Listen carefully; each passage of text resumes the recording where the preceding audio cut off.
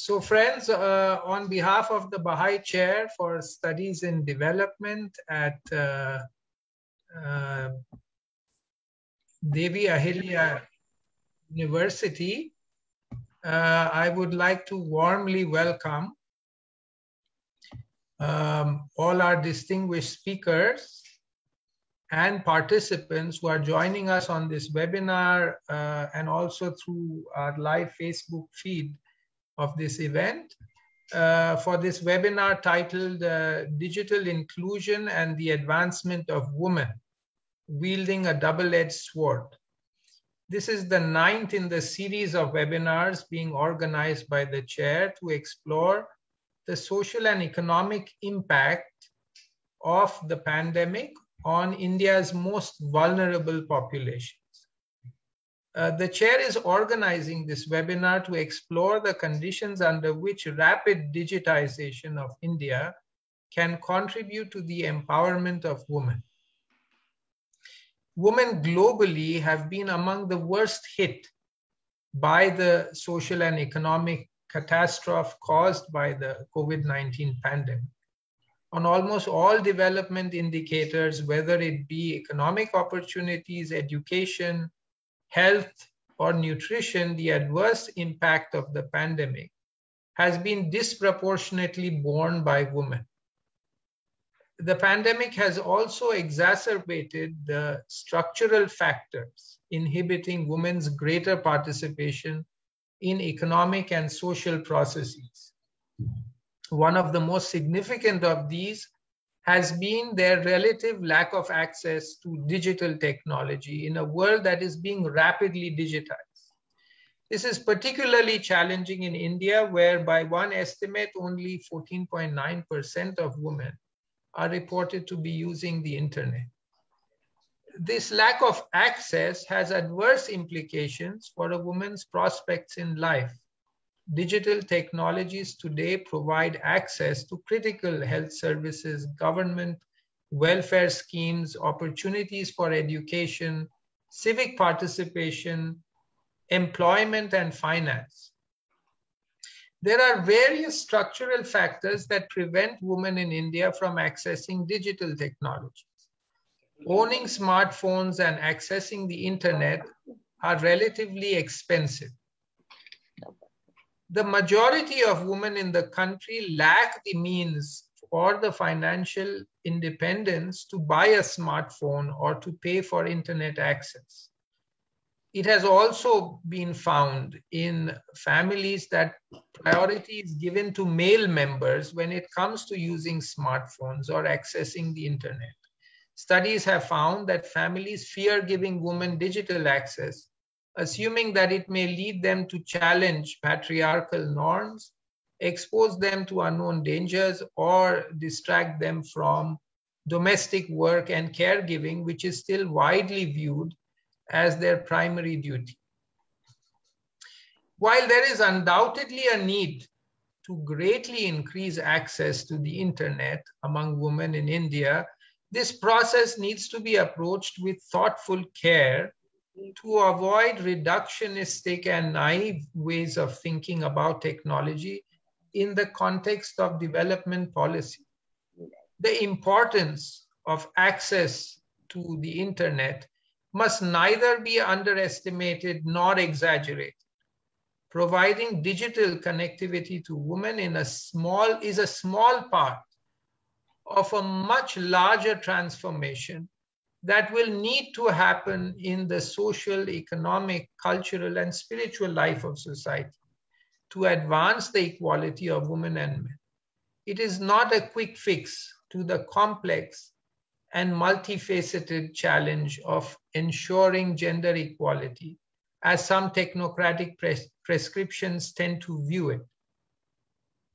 To bear their intended fruits, technological interventions must be accompanied by a range of capacity building measures among girls and women, and also among institutions and communities at the grassroots, to be able to draw on technology intelligently and with sensitivity to social, economic, and cultural context. A related challenge is the tendency of being naive about the role and impact of technology in the betterment of society and on the condition of women in particular. Digital technology, like technology in general, is a double-edged sword. While the benefits of digital access are readily apparent, it is also a fact that the internet as a social space has turned into an increasingly hostile and dangerous space for women, with misogynistic attitudes and opinions being brazenly shared with little or no regulation. Further, there is a self-reinforcing feedback loop at play between the patriarchal values in a society and the kind of technologies that the society develops. Technologies are developed by men for men, and they largely represent male perspectives, needs, tastes, and sensibilities. This is one of the reasons why the technology that is developed usually does not reflect the needs and life experiences of women. In addition to this, artificial intelligence systems that undergird many popular websites and applications strengthen and amplify existing gender stereotypes.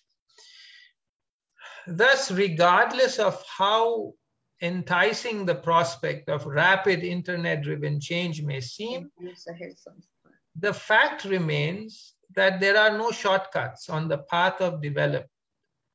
While increasing digital access for India's women is vital, to make good on the promise of technology calls for capacity building in girls and women, for greater participation of women in the fields of science and technology, for the conscious and deliberate inclusion and participation of women in the design of technologies, and for greater efforts from the state, civil society, and big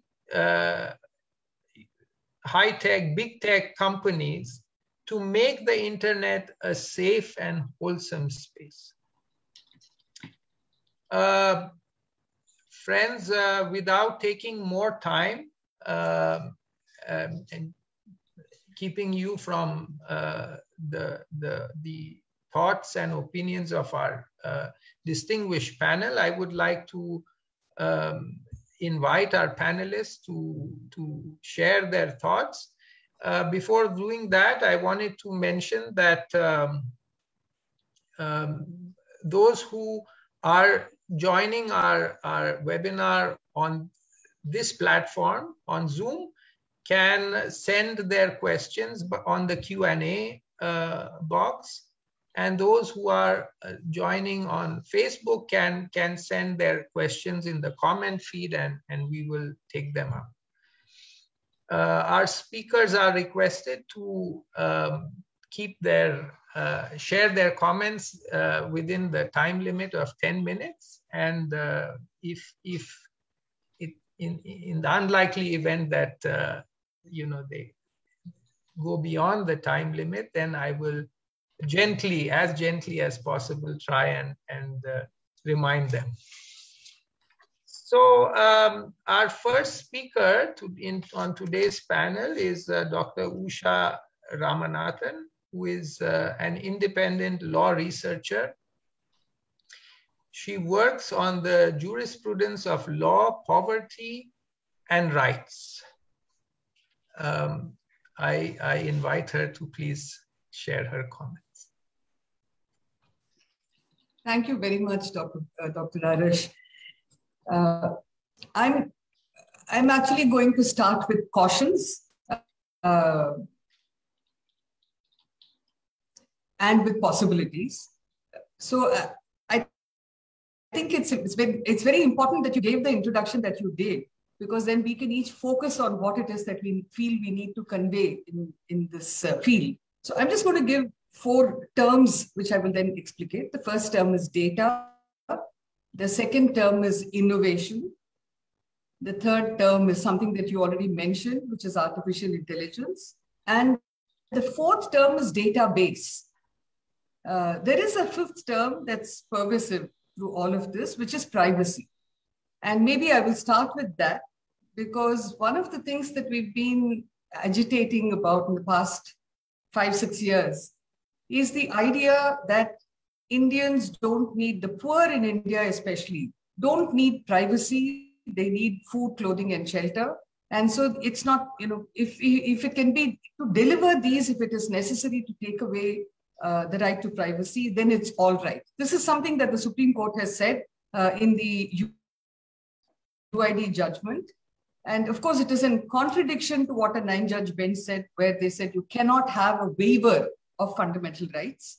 So it's actually contradictory to that, but it has been said. So it is one way of thinking that we are seeing, which is institutionalized itself. And we need to confront it every time we deal with, especially this thing called technology. And the reason is this, like you said, there are many people who don't have access to these technologies, but technology may still continue to have access to them.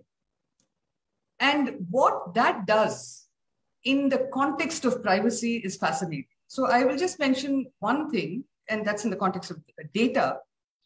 See, I don't think we ever saw ourselves as anything other than human beings and as people with a diversity of identities. So, like when the UN spoke about the right to identity, it was not about the right to an identity card or the right to be identified. It was actually talking about the various kinds of people we are in our one single set. Like I might be a woman, I might speak a certain language, I might come from a certain country, I might do a certain job, I might have certain relationships, I might belong to a certain religion. I might have studied up to a certain point or not. I might have children or not. I might have health issues or not. So there are multiple things that go to make up this one person's identity. So one of the things that we learned early on is that you can't reduce all this to a biometric. You have to be able, when a state relates with the people, it has to relate with the people. When people relate with the people, they have to relate with another person or with people. The problem with some parts of the technology that is emerging is that there is a reductionism by which the identity of a person is reduced to how they can be identified. And that has a severe impact on our relationships with various people, especially those with more power than we have. So that's the first thing that I want to lay out on the table, because when we are thinking of technology, it often amazes me that in the first about 7 to 10 years of this century, there was so much excitement about technology. Everybody, the mobile phone came, everyone had to have, we had desktop computers in the late 90s, and then you had laptops. Every single person was walking around with a laptop, like, it's the wealth of a lifetime. And then you had all manner of artifacts coming in, and every time something new came in, people would, go try and get it, save for it and buy it, and feel connected with the rest of the world. And that, the idea that it was about communication, about knowing not just what's happening in your life and your vicinity, but knowing about what's happening in the world, that excitement was huge. And it's one of those things that amazes me, that this excitement turned into a kind of acknowledgement of risk and fear after that. So when they started saying, give me your fingerprints and your iris, otherwise we will not, you won't be recognized anywhere. You can't get your rations unless your biometrics are going to work. Then they said, everybody, everyone was excited having a mobile phone. And then they said, actually this mobile phone can track you wherever you go. And when the police come to your house for something that you may or may not have done, the first thing that they may seize is the mobile phone. If you read, there is a judgment of the Supreme Court, Riley versus California. It's very interesting because they talk about what the mobile phone has become. How a mobile phone is not just something that you speak on, but it holds within it your everything that about your life, things that you may have forgotten. Things that you didn't even know you were saying, your deepest thoughts you put into your, into various corners of your mobile phone. So earlier we used to say that, the saying was that every man's home is his castle and it cannot be invaded. today that it's much more than that when you think of the mobile phone. What you can find in a home is not your deepest thoughts, but what you can find on the mobile phone is actually your deepest thoughts, your friends, your engagements with various things, what you propose doing, what you forgot to do, everything is in that little artifact. So the importance of something like privacy has just escalated in a huge way because, especially as a woman, I can say this, that there are many parts of my life that I'm struggling with because I have to break out of many chains that have tied me down. And when I'm doing that, I need privacy. I need to be able to make mistakes. I need to be able to put those mistakes aside and move on. I need to be able to look at the world in the way in which I want to look at it. And the mobile phone, which seemed like it would allow me to do that, is today threatening me, saying that I can actually see everything. I can track you. I can trace you. I know where you're going, what you're doing, what you're thinking. So I think we need to rethink our artifacts and rethink what meaning technology has acquired. This has actually happened because of the corporatization and the business interest that has come into the use of technology. It's about control of technology. Technology, people often tell us technology is neutral. It does depend upon who the technology controller is. So there are people who are controllers, and we do need to see that. The second is the idea of innovation. And it's fascinating because technology companies and business interests tell us today that innovation will be tied down by rules. So there should be no rules on innovation. Let's make whatever we can. Let's let our imaginations fly. And then you make the rules around it. If that violates our human rights or our fundamental rights, we have to reorganize our human rights and our fundamental rights to fit the technology. So one of the suggestions that's been coming up more recently is that, if people do want, and I can understand people saying that, listen, allow us to be free to imagine and rethink the world. I think that's a beautiful thing to do. But there has to be a moratorium on rolling this out among people. And women have a specific role in that, which I don't even need to say. The third is artificial intelligence. And the thing about artificial intelligence is that you are there as you enroll yourself there. That is, if you are not present on databases, because artificial intelligence is created from data. That's why they want more and more and more data without really bothering about what that data is meant to do for the person. Artificial intelligence, machine learning requires that there is a lot of data that piles up. So if you are not represented in the data, you are excluded. If you are represented that in a certain way, it is distorted. If you are on it, you are tracked, and the data knows you better than you know yourself. And the last thing is databases. See, just look at the number of databases that are being created just in the world around us. One of the first major ones that started was the UID, the Aadhaar database. But look at the number that have come after that. Today, they say toll, we are making it easy for you, but it tracks you everywhere, and the database is created in the bank where your money is being deducted.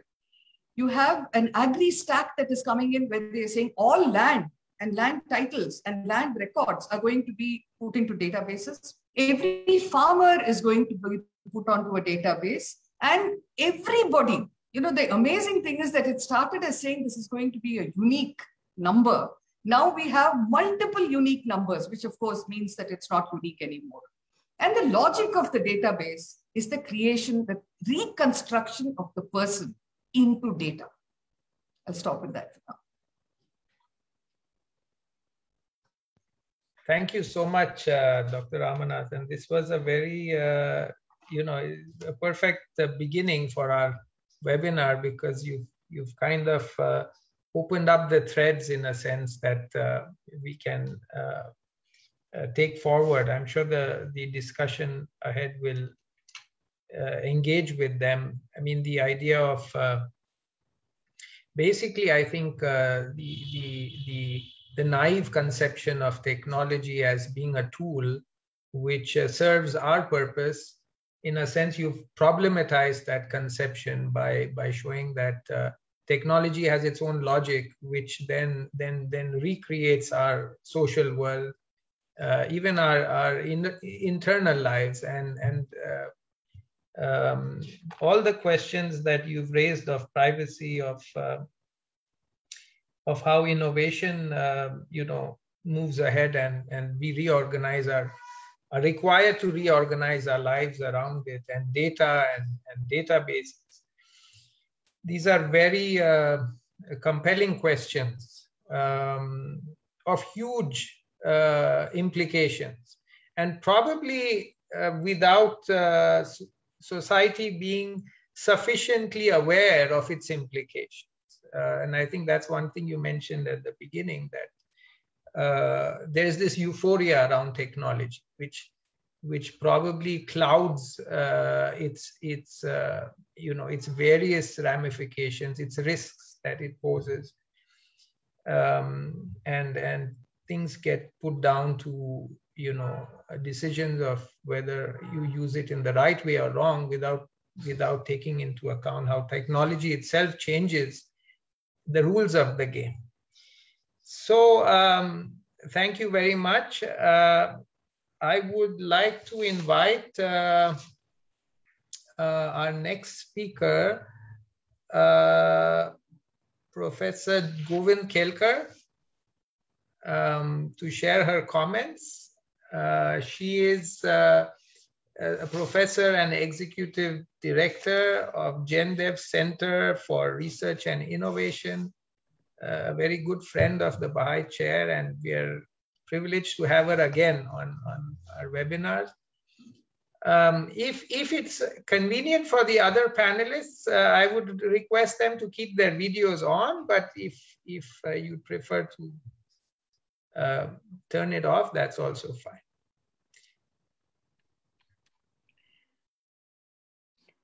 Thank you, Arash.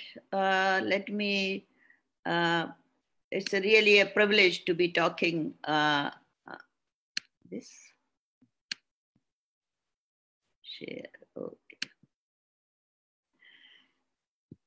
So I think Ms. Usha Ramanathan has really set the stage, and I fully share the views, because at one point we debated the thing about Aadhaar. I remember, Usha, very well, Aadhaar book that I wrote.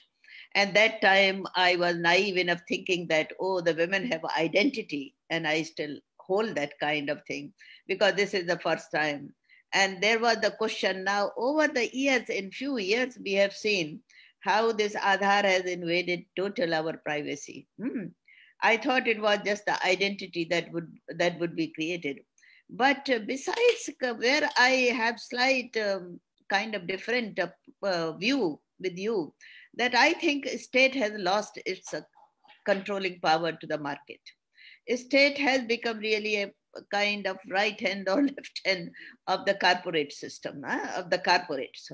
So this is that they act together, and we earlier thought that state would be able to control the market forces or market fundamentalism, and we think it is no longer. They work hand in gloves together. Whether it is privacy or it is a violation of the rights of women and other marginalized groups. Very few people are kind of privileged in this society. And of course, that is the, earlier we thought that, oh, a lot of our problems came because of the British colonialism. But now we see that it's a long history. There is something more than that is happening. There is a kind of new colonial structure that are coming, or that have come, not are coming. And more we are being violated. We are kind of, our privacy has been violated, our rights have been violated, and we are just the kind of human species acting on the kind of machine. That is the word. In any case, I thought that here I would discuss about the IT industry in India, how massive it has become, and what kind of things that can be discussed in this. So massive nature of the IT industry, that it is really provides direct employment and indirect employment to 9.5 million people, according to the recent report. And reportedly close to 30% or more are women employees, because we don't have data on gig work. And a lot of gig works are women, and we don't have the number, this kind of thing. So that's why I said 30% or more. Given the massive nature of IT industry, where India is a world leader in offshore services and global market, I have two questions.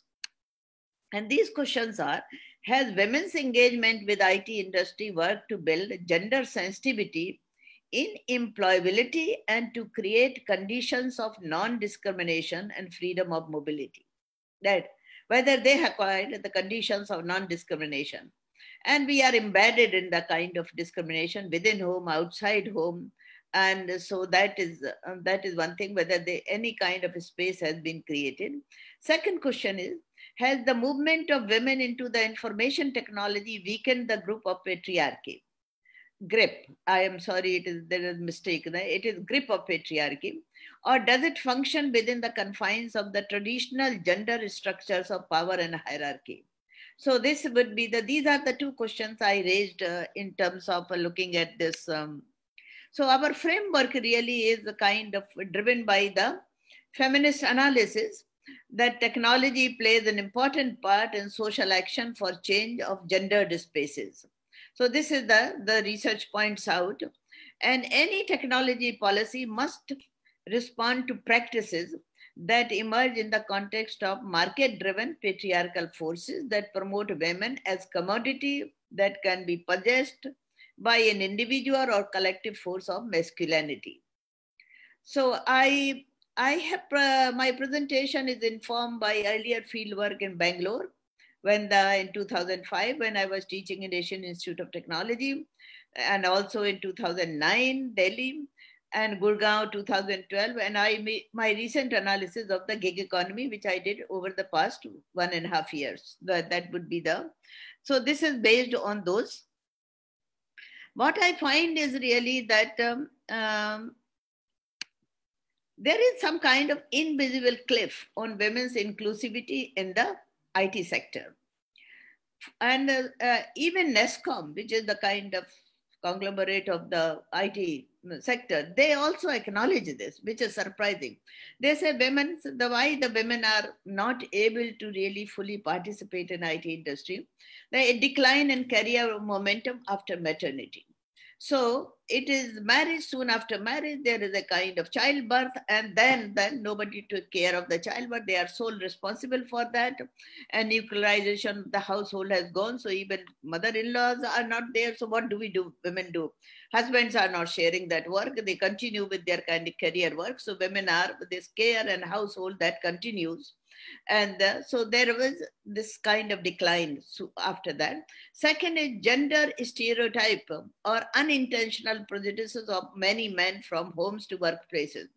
I always question the word unintentional, but I accept it only in limited terms, because only think that it has become so much part of our mindset that even sometimes the so-called feminist women also talk about, or feminist men also talk about, some kind of prejudice which they have built or they have learned over the years, that it is part of their natural system. So my unintentional prejudice is in that sense. But I don't think that prejudice is intentional, whether it is class prejudice or caste prejudice or gender prejudice, it is all intentional. Women's subconscious bias against their own capability. There is a kind of, when you are repeatedly told right from the beginning, day one, that you can sleep like this, you can dress like this, you can move like this, then you begin to question your own capabilities. And women grow up, young girls grow up in terms of thinking that we have the limited capabilities. Our brothers and the man and the husbands, they have more capabilities, particularly when it comes to the technology than we have. Fourth is deeply embedded gender norms in the society, which limit growth and opportunities for women. So what kind of jobs should be created? What kind of, as you pointed out very well, that is the kind of, it is totally controlled, but it is also controlled by our mindsets. We are also really propelling that kind of, our mindsets are also controlled. So technology is neither gender neutral, nor class neutral, nor caste neutral, but because it is controlled by those human beings. So what is the primacy of the domestic work and care? That is so feminist research has shown, and that is very much kind of ongoing debate, what does the total responsibility, which is considered duty, of women, what does it, the domestic work and unpaid care does to them. Unpaid care, I look at not in terms of that if you make payment for that, then the problem is solved. No, not necessarily. The question is that work needs to be recognized. They are the laborers, they are the human resource creator, and that goes only in terms of the duty. It limits the women's growth from the day one. That's why it is I consider as the unpaid care in that sense. While employment IT has decreased the time available to women for domestic work, they have to do a lot of hurry up, maybe not so much kind of making 56 dishes or 20 dishes, but they have the total responsibility to make some kind of the so-called decent food. Decent food means what the family considers as the decent food, the hot food on the table. Social norms are set for women in balance, both roles in technology work and cooking and caring at home. So it is not that if you are working in technology, your problem is solved. No, you have to have the responsibility kind of thing. And I have seen marriage being negotiated by my own students in Bombay IIT. And they were brilliant students, and I was giving them and once I met them after that, and they said came to invite me for their marriage. And I was so disappointed that one of them said that, oh, I said, so long the house is kept clean and neat and we get hot food, I don't have any problem with your working. Now, this is the kind of thing those who are graduates from IIT, the premier institution, the mindset, this is the mindset of even our young people. That is them. So there has been some loosening of the restrictions of women's mobility. I can't say things have not changed. Things have changed. And there have been some direct result on women's ability. I live in Delhi, where there was a curfew on the parents, curfew put by the parents on a young girl that you have to come before 7:30 or 8 in the winter before it is dark, but not anymore when they are working in these call centers. So there has been some loosening in terms of what they wear, but this is confined only to the urban areas.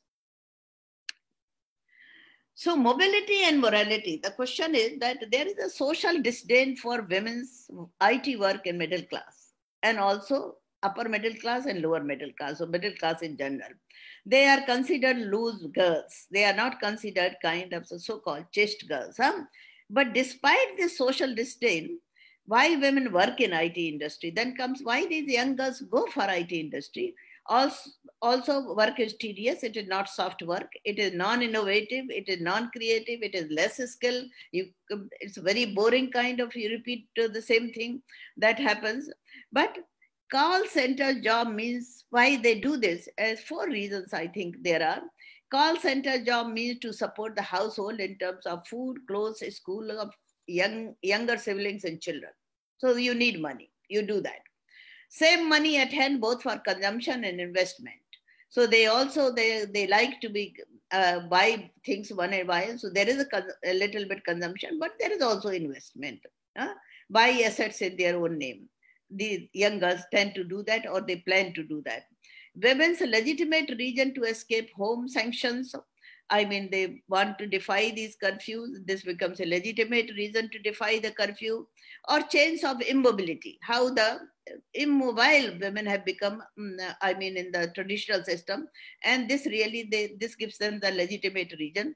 IT work, like any other work, gives freedom to organize new way of life, being free from marital obligation. Parental obligation or marital obligation, it does give them freedom. If you could conclude in 1 minute. Okay, all right. So what we challenge, computer knowledge and skills introduced by IT, however, does not seem to really end power inequality of women and girls, or giving them more scope to project themselves.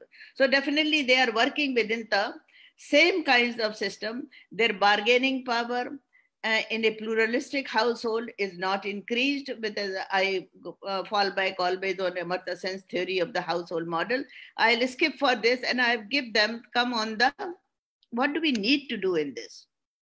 We need to do really the fundamental thing, in which is we need to change the gendered social norms, free our mind from that kind of immorality, that is which keeps 50% population as the kind of subservient to them. Build understanding not only about diversity, a lot of talk about diversity, but about inclusion in substantial numbers and on equal terms. Second is raise awareness of unintentional prejudices to change mindsets of most men and also of women themselves. Women are also complicit in patriarchy. We have also seen it is not entirely half of the problem will be solved if all women were also not patriarchal. There is a complicity. Prohibit gender stereotypes and misuse of way women are depicted in internet. And it's awful to see that how they are depicted in the internet. They are like their body is a commodity, the object of sexual pleasure. I mean, this is how they are depicted. Build a new image of women on the internet and digital sector as capable and independent beings. So what we need is the capable and independent beings. Then only we can think technology is doing something or the employment is doing for something. And prohibit exploitation of women and girls on the internet. How much jokes and kind of harassment by the so-called boyfriends, partners that comes if women decide to disagree on any point or not obey the orders. So we know that it is full with this kind of threats of women. And promote women in the decision-making positions. Change in the present imbalance. There are some women in the imbalance, but this is also in our perception that one woman seems to be like 10 women. So that is if one woman comes, we think, oh, women are there in the IT sector. Why you are saying that women are not there? But what is the number kind of? In substantial numbers and on parity-based decision making. Promote use of internet and social media for women and girls equality, dignity, and gender responsive economic growth. Dignity is most important. What women need is the dignity in the dignity and equality. Besides economic growth, I am not denying economic growth, it is needed, but they need this also. So thank you. I will take more questions if there is a time limit. Thank you. Thank you so much, Professor. So maybe we could take a few questions. Dr. Ramanathan, in her presentation, of course, laid out the specific challenges with digital technologies, which affects the population in general, but also in specifically women in the on the issue of privacy and the way data reduces the identity of a person and so on. And in a sense, I think then Professor Kelkar took that thread of the gender aspect, specifically in the context of the technology industry, IT industry, to contextualize the challenges that women face and whether the technology wave that is supposed to lift all boats, whether it's really making a difference to women. Now, one question that comes up is there is often this perception that technology will fix its own problems. In other words, the fix for the problems created by technology is more technology, right? It has an inherent logic of problem solving that will come into play. So the answer is not to rein in and hold back on technological innovation.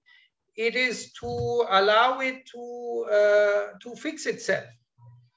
So you have the violation of privacy. You have apps that come up online, which then allow you to restrict that, to keep that in check.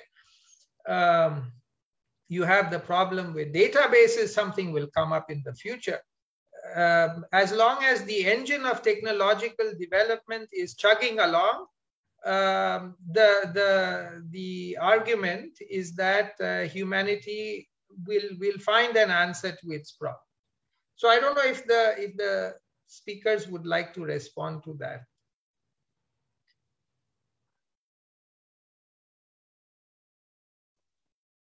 If I may, See, the first thing about technology and the way technology is being introduced to us now is that it sets the problem and then says, we are giving you a solution. Then the solution becomes the problem. Then they say, we will produce more technology to provide a solution to that problem, which then creates its own set of problems. So I don't know how far, how many layers we need to go before we realize that technology is meant to be a tool and not a master. Technology has acquired ambitions to control. So technology controllers want to control people's lives, what they will, what they will share, what they will not. They see the difference between some of the industries and the kind of things that used to happen in the last century and technology as it's emerging now is that when you had oil industry, they dealt with oil and they dealt with things that were connected with oil. Today you have technology industry. So if you have aluminum plant, they're going to be dealing with aluminum plants. So we'll have problems maybe about mining and about pollution. And today with technology, their ambitions are far vaster. Because this is about being able to get into people's life. This is about data. This is about data becoming a new kind of natural resource, which is not so natural, but which then gets converted into a resource.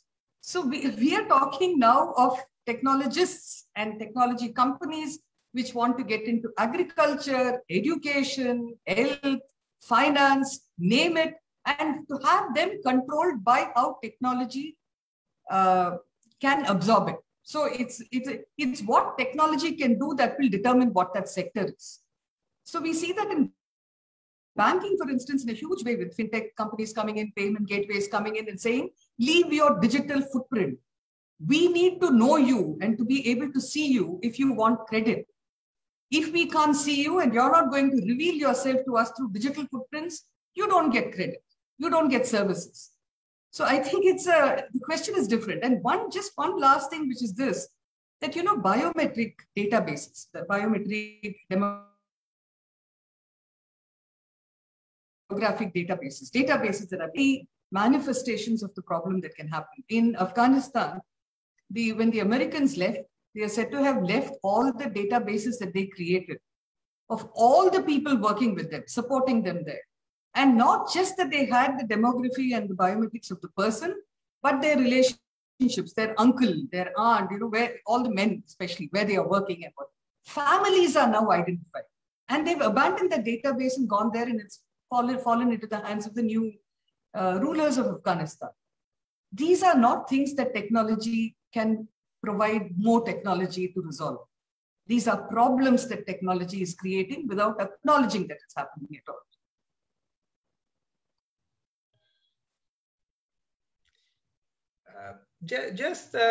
I'm tempted to pick up on something that Dr. Ramanathan shared and link it to what Professor Kelkar was saying earlier. So is the problem then the technology, or is it that the market control of, in other words, is it the control of technology by capital, which is what Professor Kelkar was saying earlier. It's not even the state, it's the market. These big corporations. In other words, if technology were to be a common, part of the commons, it were to be like the open source movement was trying to do, would it still pose the same problems? Or is the problem this techno-capitalist marriage where it becomes a tool of capital? I'll come back later because I don't think I should. I'm just bursting to say some things, but come back. You're mute, Professor Kelkar, if you can unmute yourself. It is being realized that market forces are to be controlled. Technology indeed is a tool, but it is not a master, I don't think. Technology can be controlled. It can be made kind of more human than what it is now. And I don't know whether it can be done anything to check privacy, because I don't think that any privacy has remained now to be kind of unprivacy. So I joke often saying that now they will know what we are going to eat, what is on our table. That is the only thing that is left in terms of determining. Now, coming to the serious note, so now the private sector is being attacked for what they have done.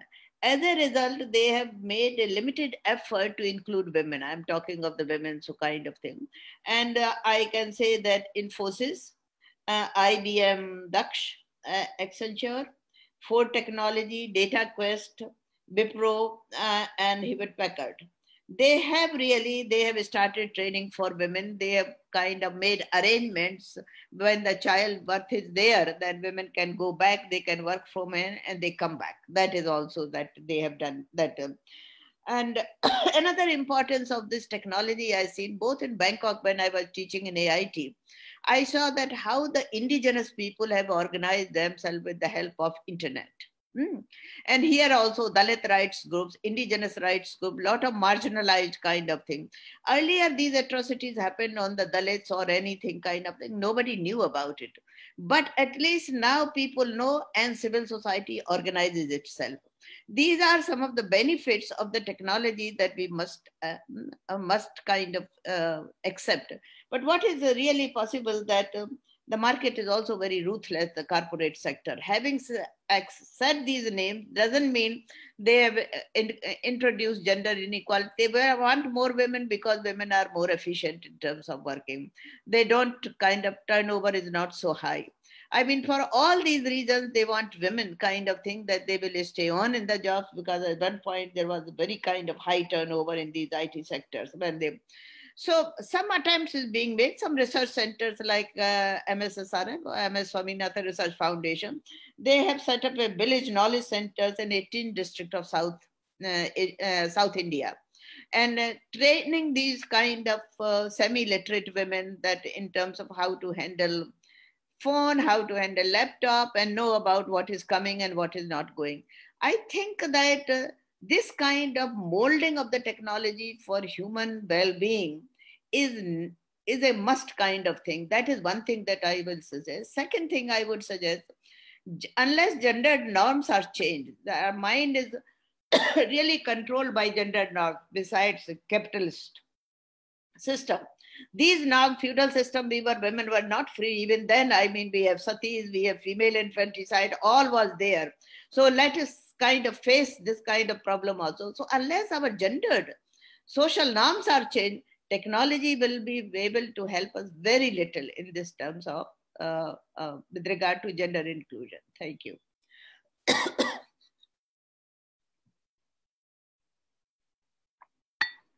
Sorry, is yes, Kamika and Sadhana not coming in? Can I just say a word? See, the thing is, actually, it's interesting because the question is a very pertinent question. And I think if the idea of the free internet, for instance, is about this, that you don't close it, you don't create all these enclosures, even in those commons.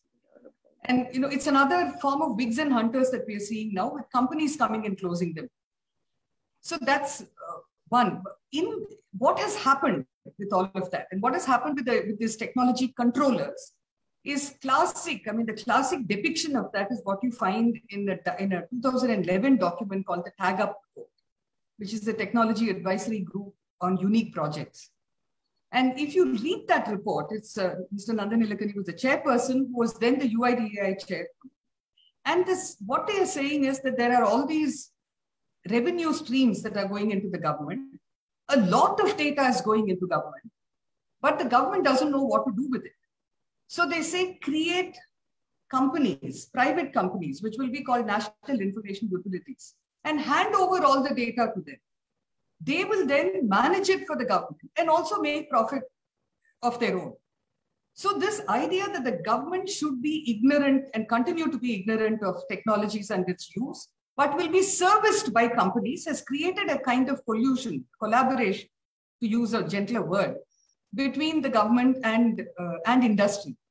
So we've all therefore become subjects of that exercise, and sometimes even just objects of that exercise. this is not indelible. This is this is the planned way in which our lives are being taken over, where we have no control over what is done with our lives and with our data and how we are translated by data into something else. So just on a slight point of difference with Dr. 𝐾𝐲𝐿, it's that sometimes I worry that because we believe that women should be represented sufficiently in all spaces, sometimes we might also be competing to be in those spaces which shouldn't even exist. So I would keep jockeying on that and not really take that as a given. So if you look at, at this moment, if you look at the income tax database, if you look at the GSTN database, if you look at the multiple databases that are coming in, where it should all be with the state, but it's actually all sitting at the behest of companies. And when the companies work, they get their data, they do what they want with it. If it doesn't work properly, we all get stuck with it. But the government is losing control over this. They are only being promised maybe surveillance capability, maybe the idea of being able to track every person, but they themselves. So, the questioning that we can do, even under an RTI of a government, we can't do, say, of Infosys, which is completely controlling all the income tax database today. So it's something that we really need to get our head around, that what is free and common, if it stops being free and common, is it the same thing? And as we know from land and land enclosures, it is not the same.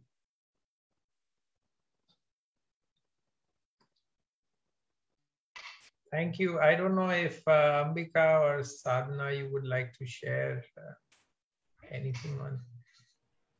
No, I think the debate is going really well so far, but I think where I imagine Sadhana would want to come in as well is just thinking about some of the new sort of ways in which urban infrastructure, as well as the kind of urban consumption, all of these things are sort of being reshaped and reimagined by platforms, and the kind of so labor platforms in particular. If you look at say essential services, that quote unquote essential services that were being provided by these platforms in the wake of the pandemic last year, there's very little that can be said about the kind of what services they are actually able to provide and where they're headed in terms of who is the market that they're actually catering to, and whether these are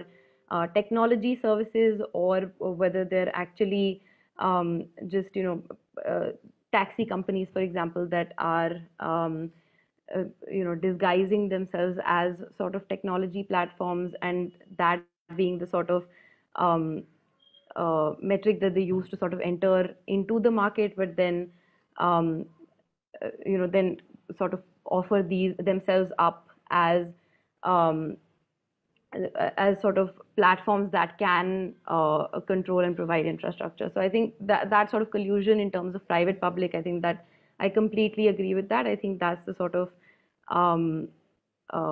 direction in which we're headed when it comes to the platform economy as well.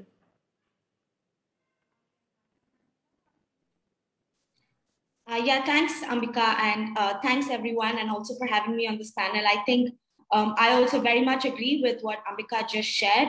I'd also just like to add one more point to that, which is the whole classification of the services that platforms were providing during extremely distressing times as essential, which meant that we now have a whole new class of workers who are working on the front lines, working on these platforms, whose work was termed as essential, and therefore they were permitted to work during the pandemic. But I think it's important that we remember that using the language of being permitted to work in such catastrophic conditions obscures the fact that many of these workers simply didn't have the agency or the economic wherewithal to make the choice to refrain from working. So technology and the merge and the way in which it's taken over essential value chains, like Ambika just described, has also produced new kinds of precarity and vulnerabilities for workers. And in a situation where platforms refuse to accept any kind of responsibility towards their workers whatsoever, it just means that we are in fact contending with technology infiltrating all parts of urban life. And we really need to start thinking about the ways in which policy interventions can really maybe help to make the economy more inclusive and better for workers. Because in terms of labor platforms especially, I think that the distressing situation that we're seeing is a result of deliberate policy choices. And like Professor Govind described, the marriage of technology and capitalism. But I don't think that this is necessarily the way that it needs to be if policymakers are really willing to take a good look at data and the potential that it has outside of private corporate enclosures for workers and for other constituencies.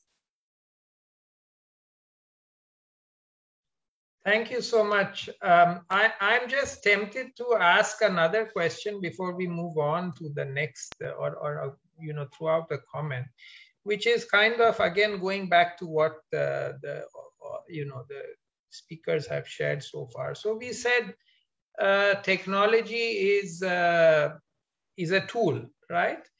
Now, and then Professor Kelkar was also talking about how technology then gets used in ways that is, has patriarchal values. It's not only capital, it's also patriarchal values that shape technology. And that takes me to the question of the design of technology. Because a lot of technologies, the inherent logic is that it makes things faster, it makes things more efficient. But the question remains that are speed and efficiency the most important values for every community everywhere in the world? And then the other question, which then doesn't get asked, is if that population had a choice to create a technology that would somehow reflect their values, and that would somehow, perpetuate what they value about their community, about their life, what kind of technology would they create? And are those kinds of technologies not getting created because we have this default mode that we are in, which is of a passive consumer of technology? In other words, like Dr. Ramanathan said, the innovation comes and we reconstruct our life around it. So something comes by the name of the internet. Well, the question then is, well, what are the values embedded in the internet that make it so compelling, such a such a powerful medium? Would it be different if a group of tribal women or rural women had to create a tool? Would they have made it the same way? Would speed be their biggest question? Would they have incorporated like what was being shared earlier? Maybe their questions are, maybe they want to meet each other face to face. They don't want to chat on the phone. That's a value for them. And so on. So the question is, and it's a complicated question, but it's basically a thought which I'm kind of throwing out, because it's true that technology does address problems. For example, Professor Kelkar talked of the care burden. So one could say automation, for example, washing machines took away the drudgery of care work, right? But the question is, who made that technology?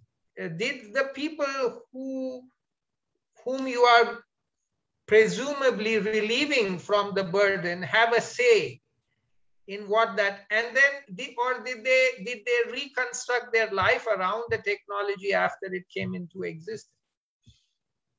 So it's just a comment, and it would be helpful to just see what you all have to share before we go to the next two speakers.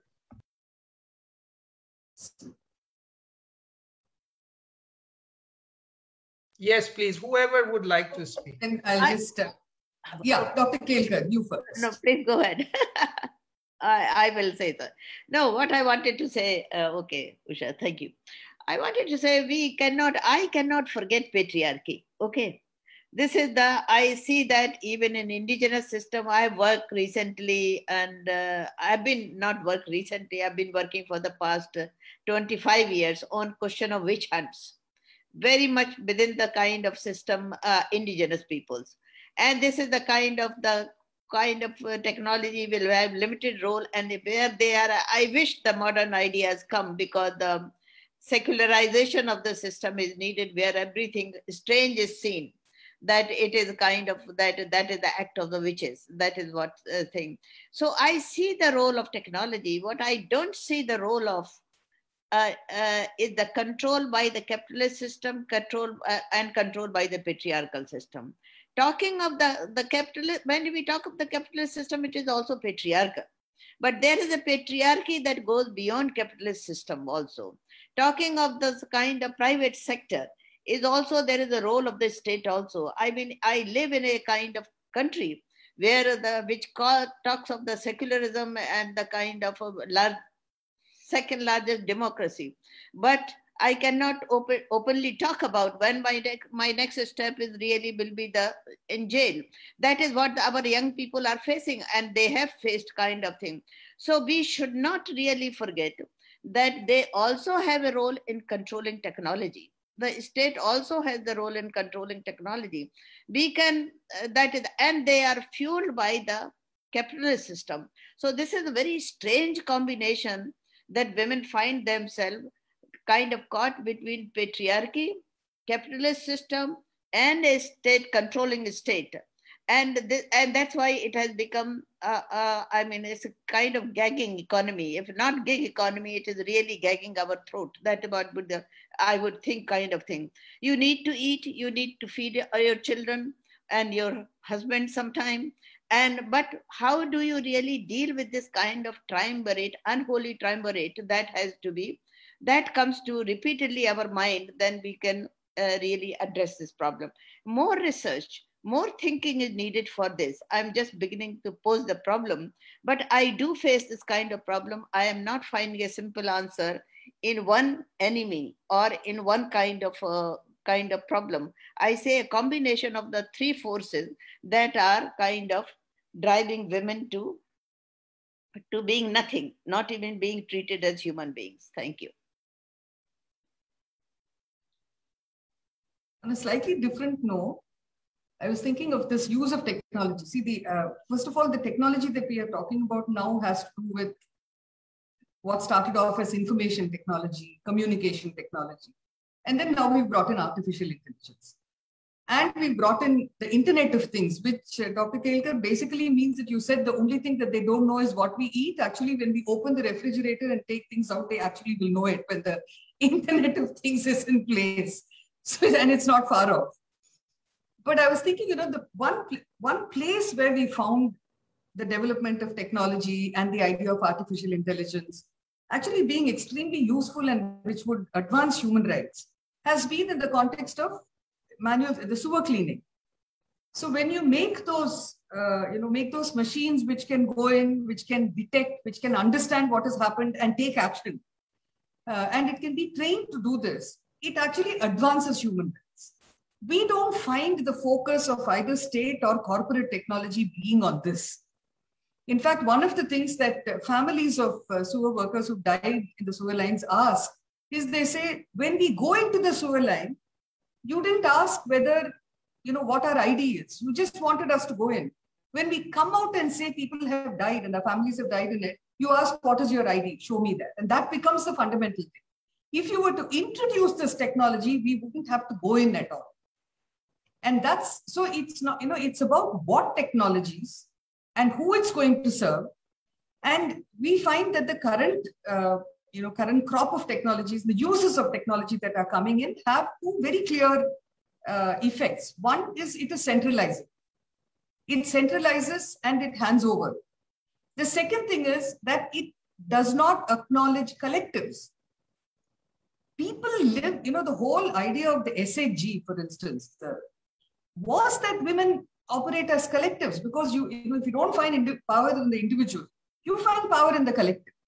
And of course, that then got usurped by microfinance and whatever, but it also helped. And there was some negotiating that could be done. Today, we find that we are all being broken down into individual segments, and the collective is being rendered irrelevant. So I think the politics of this technology is rather severe. And, what technology means and who can contribute to the imagination of this technology has to expand hugely.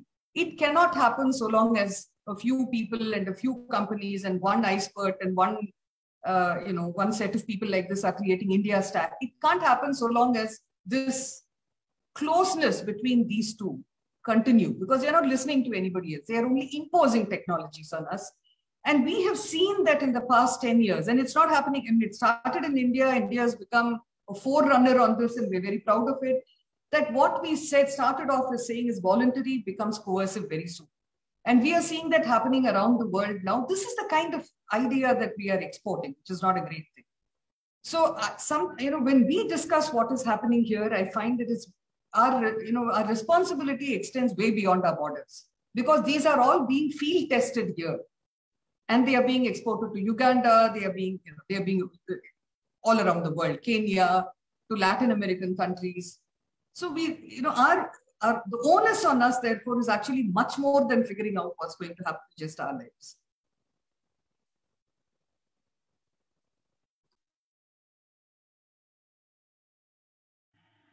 Sorry, just to quickly come in on another point about what you had mentioned, Arash, in the beginning about the question of speed and who we are innovating for and what we are going towards. I think one of the something that's been said on social media recently by some of the larger sort of delivery companies was that they're going to try and do this, deliver groceries, for example, in smaller time periods, in more and more compressed time periods. For example, I think Grofers said around 10 minutes from the earlier 20. And really the question is, like, who is this useful for? Who has the sort of essential need for groceries in the next 10 minutes and cannot plan their lives around? It's just these like urban consumers who are getting more and more sort of used to the kinds of services that platforms are providing on the back of labor that is being that is actually being exploited. And on the question of something that I think Dr. Ramanathan said as well, whether these are spaces that should exist and whether we want women to come into this.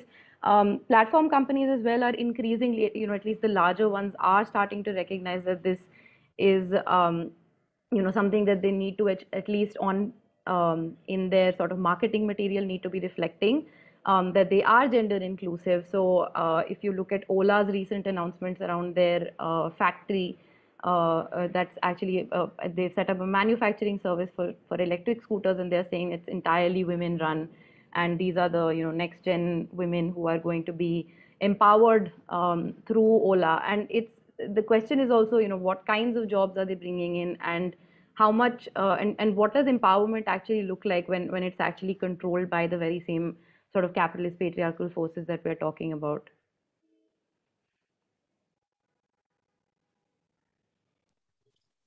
Thank you so much. I don't know if any other comments before we move on. And Sadhana, I don't know if you have anything to share. Okay, so what Sadhana has said, that when I talk of the patriarchy and the combination of patriarchy, capitalist system, and the state, I also acknowledge that change is happening. Civil society is also very active. Women are also kind of making change. It is not really that everything is static. And that gives us the hope of kind of doing the struggle and working for it. Because you gave the example of Ola and the other kind of thing. I gave the example of these market forces with big companies that are forced to do something. It is because of the noise that you, me, and Usha Ramnathan, we are making like this, then they are kind of, or us is creating this kind of. So our kind of struggle does make some sense and some dent to this combined force. So that's what I wanted to say, that I'm not negating the change that is happening, but I'm also talking of the force that need a continued struggle. That's what I was trying to point out. So I would say still that technology is needed for human development, but it needs to be controlled by human rights groups and the collectives, whether they are SHG or the other kind of women's collective. They need to be consulted. I mean, that work, which is not happening right now. So if there is a kind of, okay, I'll design this a little bit kind of thing, but put you in the same kind of category, what is your role? So that's why I tried to say about the gender norm. Thank you. Thank you so much. So I think we can move on to our next set of speakers. I'd like to invite Sadhana Sanjay to share her remarks. She's a research assistant with IT for Change. Thank you so much. Just give me 1 second. I'll share a brief presentation.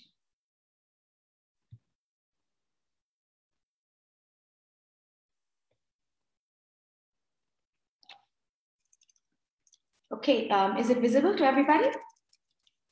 Perfect. So hi everyone, my name is Sadhana and I'm a researcher with IT for Change, where my work is primarily looking at how technology and digital labor platforms are reshaping work and what that might mean for women's labor force participation as well as economic empowerment.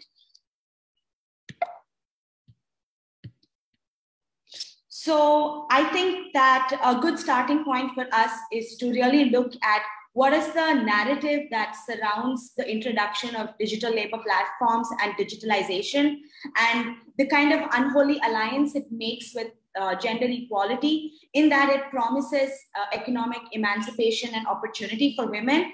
And this is largely due to the flexibility that digital labor platforms claim to offer their workers. This is touted as enabling women to simultaneously perform their unpaid care work at home, which Professor 𝐃𝐲𝐿 has spoken about quite eloquently already, as well as kind of find avenues for paid economic work in the digital economy.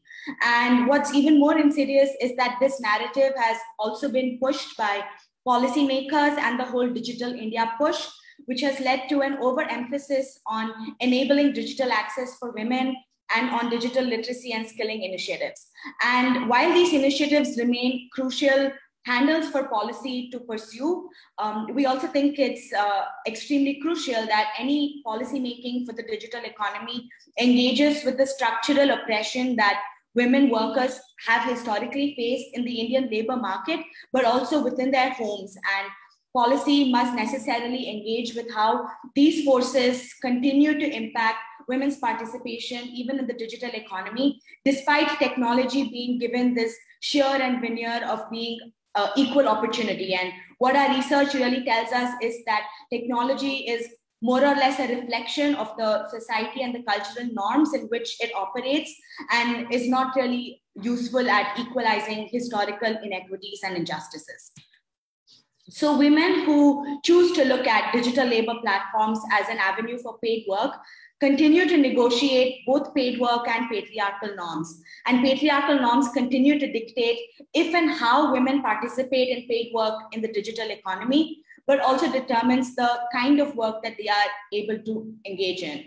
Our research on this has showed that women must fulfill their unpaid care work at home, and this is the non-negotiable variable. What emerges as changeable is the ways in which they can actually undertake paid work.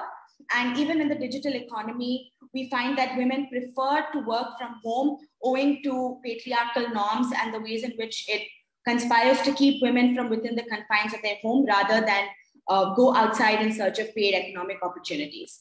In addition to this, research also tells us that the gender wage gap, occupational segregation, and poor working conditions continue to follow women into the digital economy. What all of this together can tell us is that platformization as a phenomenon, which has now been present at least in urban India for a significant period of time, it has not proved itself able to increase female labor force participation, thereby demonstrating how the legacy issues of gender, patriarchy, and cultural norms in this hyper-capitalist technological environment continue to influence women's development trajectories and is not necessarily emerged as an equalizer or enabler of opportunity. In demonstrating some of what I've already said, I'd like to share some examples from some fieldwork that we carried out recently over the months of October and November on women workers who work on Amazon Mechanical Turk, which is a digital labor platform on which women are able to perform, not just women, but people more generally are able to perform clerical data entry tasks that require low level of skill, but that can prove to be a source of income as well. And as these two testimonials on the screen demonstrate, for the overwhelming majority of women that we spoke to, the primary motivation for joining online digital labor platforms was the ability to work from home and simultaneously perform their care work as well, which led them to hold on to the respectability that home politics demanded, that they continue to perform the role of caregiver, whilst also searching for paid work compelled by economic necessity.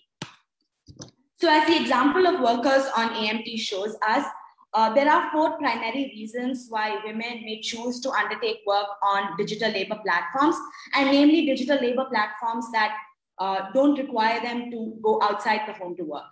Firstly, economic imperatives do exist for these women, and paid work, especially in the catastrophic conditions of the pandemic, emerged also as non-negotiable in addition to their care work.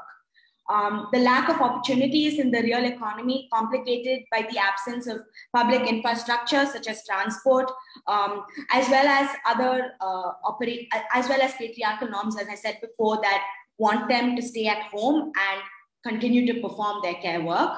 And even where there is no explicit demand on women, as in the case of young, educated, and unmarried women, women are nevertheless compelled to work from within the confines of their home, as there is familial reluctance to permit them to undertake paid work outside. So it is these combination of factors that produced a particularly unwelcome scenario for women in which they were compelled to work from home on digital labor platforms where decisions are made unilaterally by algorithms, where there is no possibility for them to challenge algorithmic decisions. There is no opportunity for them to form collectives or find strength and solidarity in a collective, as they are atomized, alienated, and working from home.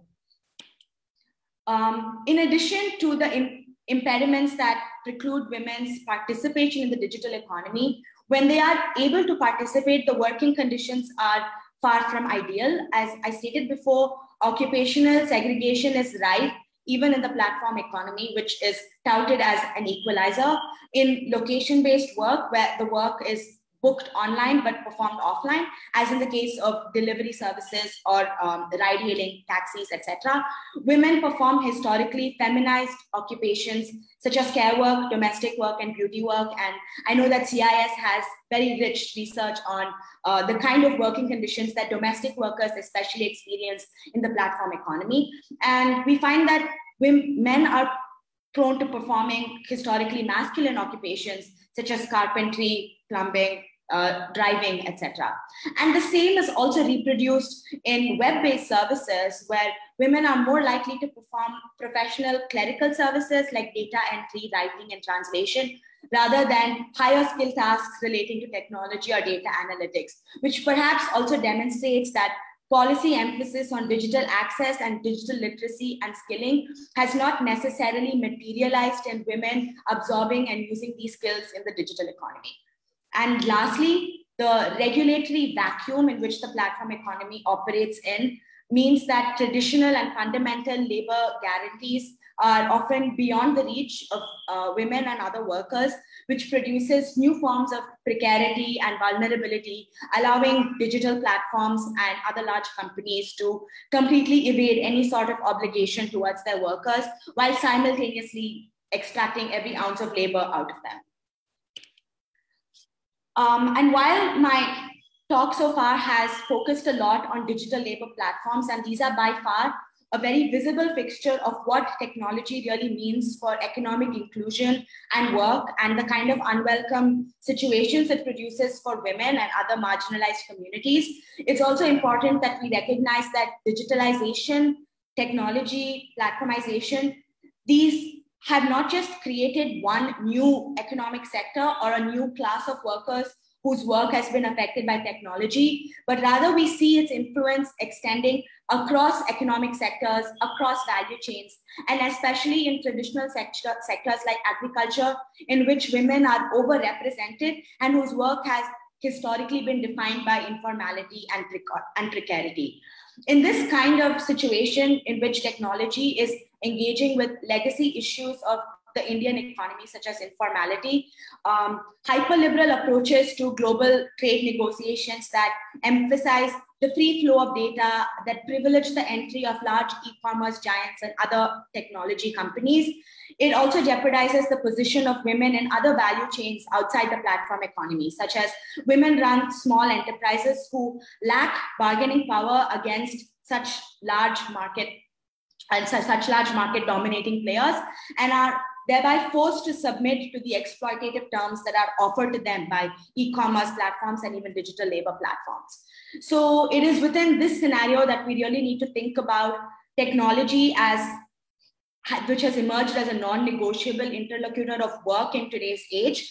And we also must realize, like I stated before, that these distressing situations are to some extent the result of deliberate policy choices. And there may be a way in which policy can enable and prove a more welcome environment for alternative forms of data and technology and artificial intelligence to thrive that work for collectives and for workers.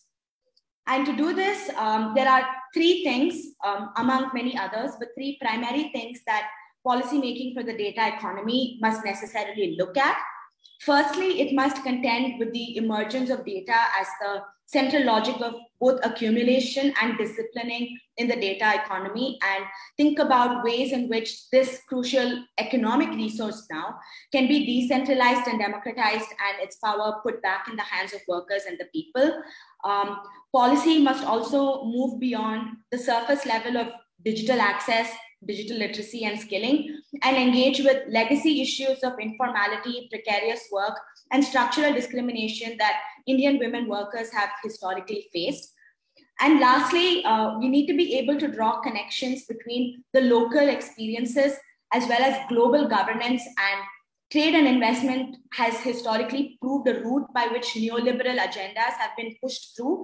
And we see the same thing replicating even in the digital economy, with an emphasis on the free flow of data between countries, a prohibition of data localization requirements, the prohibition of source code disclosures, all of which allows data and AI to remain within the private domain of corporations who use it for profit maximization, where it might really have a potential to further development justice goals and imperatives.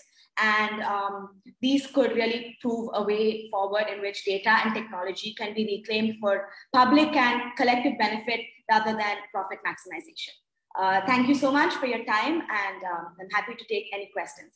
Thank you all. Thank you so much for this very thought-provoking presentation.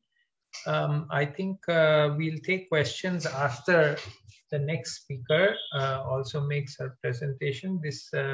I'm sure there are many thoughts and questions which everyone has, but hold on to them for a little bit longer. Our next speaker is Ms. Ambika Tandon, who is a senior policy officer at the Center for Internet and Society. I welcome her to please share her comments. Thank you for Thank you to the chair for inviting me here. I'm just going to share my screen. Hold on a second. Are my slides visible? Right. So I'm going to be picking up on some of the threads that Sadhna had spoken about as well, and sort of doing a deep dive into the sector on the paid domestic work sector, which I think we've been talking a lot about unpaid care work, and some of these issues do continue to overlap with paid domestic work as well. So to start with, I'll just give some context on the project that I'm going to be drawing these insights from. So the aim of the project was to sort of assess the impact of digital labor platforms in the paid domestic work sector, because of the kind of lack of focus on domestic work, especially in southern economies, as it witnesses the entry of these new intermediaries. And we thought that this would be significant for two reasons. First, that the domestic work sector, of course, is highly unorganized with very exploitative conditions of work, and workers largely tend to come from marginalized groups, including migrant women from Dalit, Bahujan, and Adivasi communities, and are typically very in low bargaining power positions.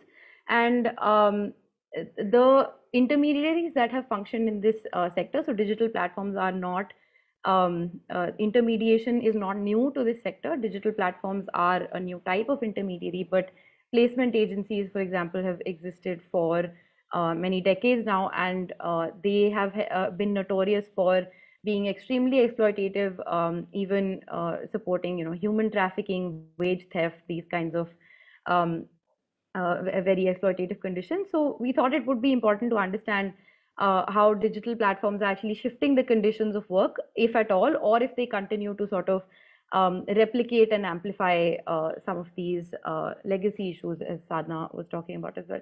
So our research questions were really around the impact of platforms on the domestic work supply chain, conditions of work, and how they're sort of shaping social inequalities.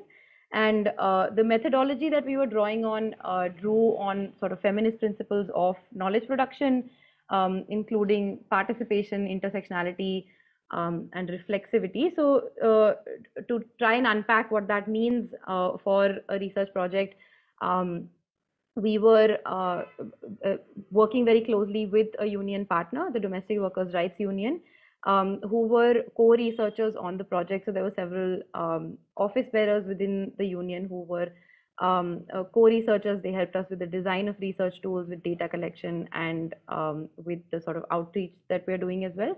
And after receiving feedback from worker participants, we also have decided to do a kind of feedback loop in the process of knowledge production, where we'll be taking back this research to workers groups and unions in a sort of non-academic format. But in the next couple of minutes, I'll actually go over some of the key insights from some of our research findings. So to start by talking about the sort of position that women are actually holding in this sector in the digital economy. So we of course do find that platforms amplify some of the forms of inequalities, in addition to sort of reinforcing older ones. So to give some context on how business models actually function within the domestic work sector, there are two primary kinds of platforms that we identify. So one is the kind of on-demand platform that have short-term gigs, that is similar to the Uber model. And the second is marketplaces or placement agencies that only require one-time registration from workers, and then they place them into regular term full-time or part-time jobs. And so we find that because of low levels of digital access and literacy, given that most phones where they were available were among the respondents that we were speaking to, they were sort of shared between families. So this meant that domestic workers in the traditional economy were either completely unaware of digital platforms as recruiters, or even if they were aware, they were completely unable to comply with the processes of recruitment and finding work, because of the fact that in on-demand work, you simply have to have a smartphone which you have regular access to throughout the day. And this was not possible for most of the workers that we were speaking to. And this is again correlated with the second point around occupational segregation. Sadhna had brought this up as well. In the domestic work sector in particular, we find that the higher paying professionalized jobs, which was quote unquote, professionalized in the sense that they are deep cleaning, for example, is a job involving vacuum cleaners and the use of chemicals, and platforms are trying to market this as markedly different from regular cleaning, which domestic workers do, but they're saying they're selling this as skilled professionalized work. And we see that in the context of the gig economy, this work is actually being completely masculinized, and women workers that we spoke to were only able to find full-time work through marketplace platforms, and these were lower paying than professionalized gigs, although both of course have their challenges. And I'm not saying that on-demand cleaning work is it's not a rosy picture either. There are, of course, several challenges that come up with algorithmic management, etc. But the point being that women workers did not have access to these opportunities at all, and were sort of continue to be concentrated in traditional regular time, regular term jobs in the digital economy as well. And this, of course, this kind of trend of as jobs start to hold higher value, as there is a rise in wages, jobs tend to get masculinized. We've seen this in other sectors as well. For example, in programming, in data science, in some of these fields as well. As these jobs started to get more social value, they started to get masculinized. This is exactly the trend we see in cleaning work in the digital economy as well. And so we find that marketplace platforms have actually managed to integrate features that account for this digital divide, because of the fact that their target base for the workers that they're targeting is squarely within the traditional domestic work sector. So we find practices like setting up onboarding camps in bastis, in residential areas, where platform representatives go to manually collect information about workers. But we find that there's a very strong information asymmetry, which basically meant for some workers that they did not know that they were registered on platforms in the first place. They could have given their number, their phone number, their details to a male member of the family, a relative who may have registered them, or they may have been working with placement agencies who had actually gone online and then registered them on these platforms as well. So we found that in a lot of cases, workers either had no idea that they were registered, or even if they did know, they only knew about one person who had approached them from the platform and they knew their name. But apart from that, they don't know how this works. They don't know anything else about the company. All they know is that they have been promised a job, and that promise may or may not actually pan out. So because of this, there was a lot of distrust between workers and platforms. And for women workers, this actually meant that this was a huge disincentive to actually come into the platform economy at all, because they have no understanding of, platforms are not trying to bridge this information asymmetry, and they did not have an understanding of how these sort of abstract technological tools would actually be able to provide them work.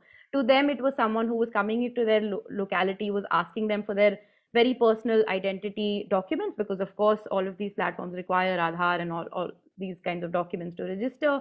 And so they are taking this kind of data from them, but they have no sense of what they're actually going to be getting back if they do end up giving this data. So and finally, I'll sort of discuss some features that we found within the economy, that platform economy, that actually impact outcomes for workers significantly.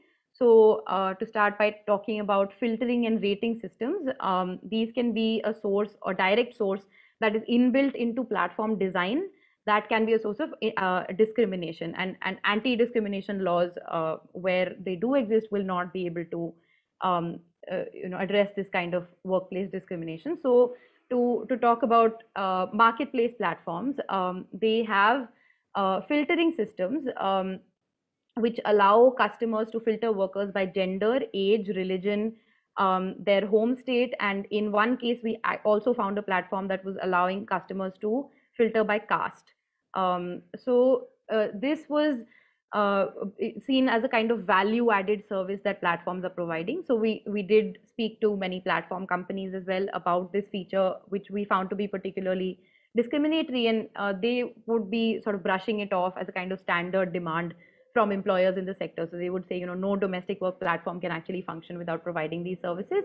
And they were going out of their way to kind of market the fact that this is something that they would be able to provide. And of course, most of these personal characteristics are completely unrelated to the quality of work that workers are able to provide, and also means that because economic opportunities are by design being mediated through demographic characteristics, this means that there is, of course, various types of occupational segregation as well that is being reinforced. So one of the platforms that we found, 𝐵ookMyBuy, is one of the bigger platforms in this sector, and they had a list of top search terms on their platform, and the top search terms were Hindu maid, Hindu cook, of course indicating that there were limited opportunities available to workers from minority religions through the platform. And this is just emphasizing the fact that this is built into platform design. It's not something that is a byproduct. It is very much the intention that this sort of feature be rolled out. So the second feature that I will just briefly talk about are rating systems.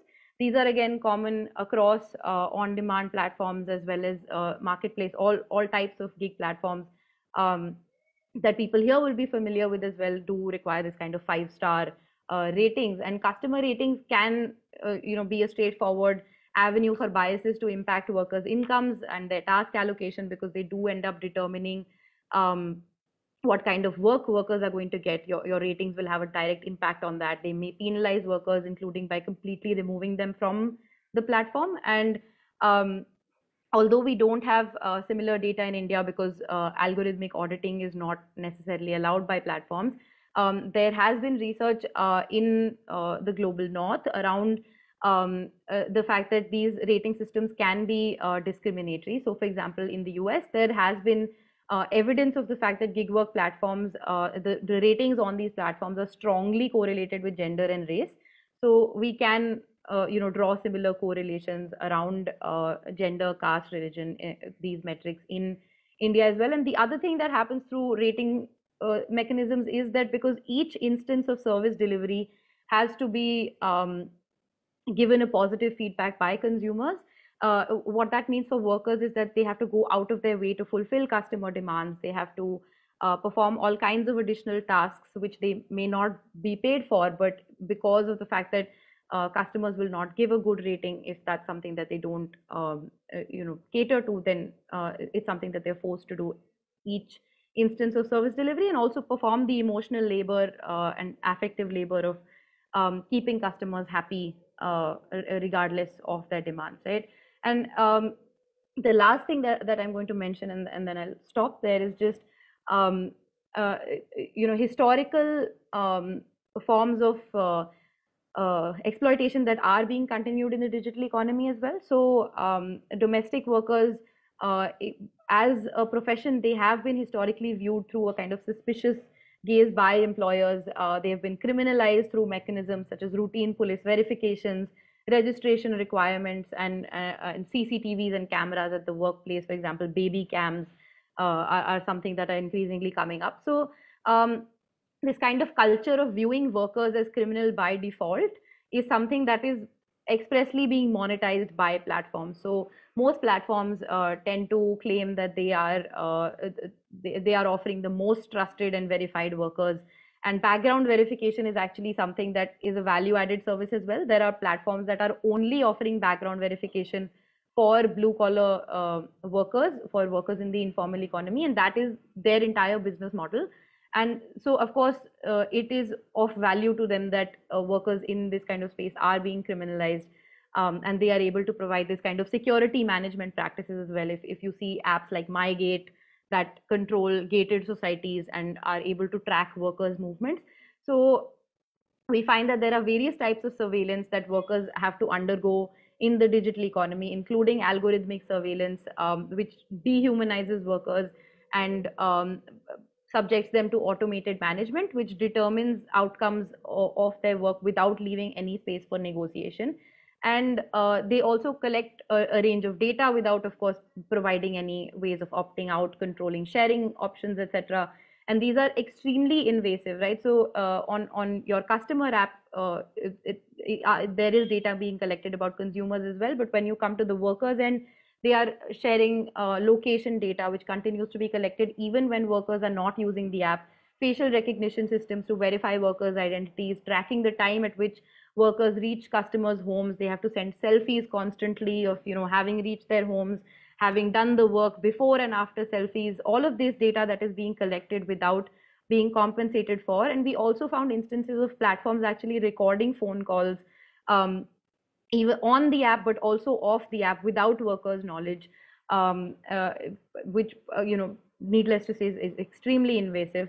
And in some cases, platforms have no idea what they're going to be doing with this data. They were just collecting it. And the second type of surveillance that I'll quickly mention when it comes to women workers in particular is what we sort of label domestic surveillance, because this was only a concern when it came to women workers, and the surveillance that they were actually the most concerned about was actually monitoring and tracking by their families.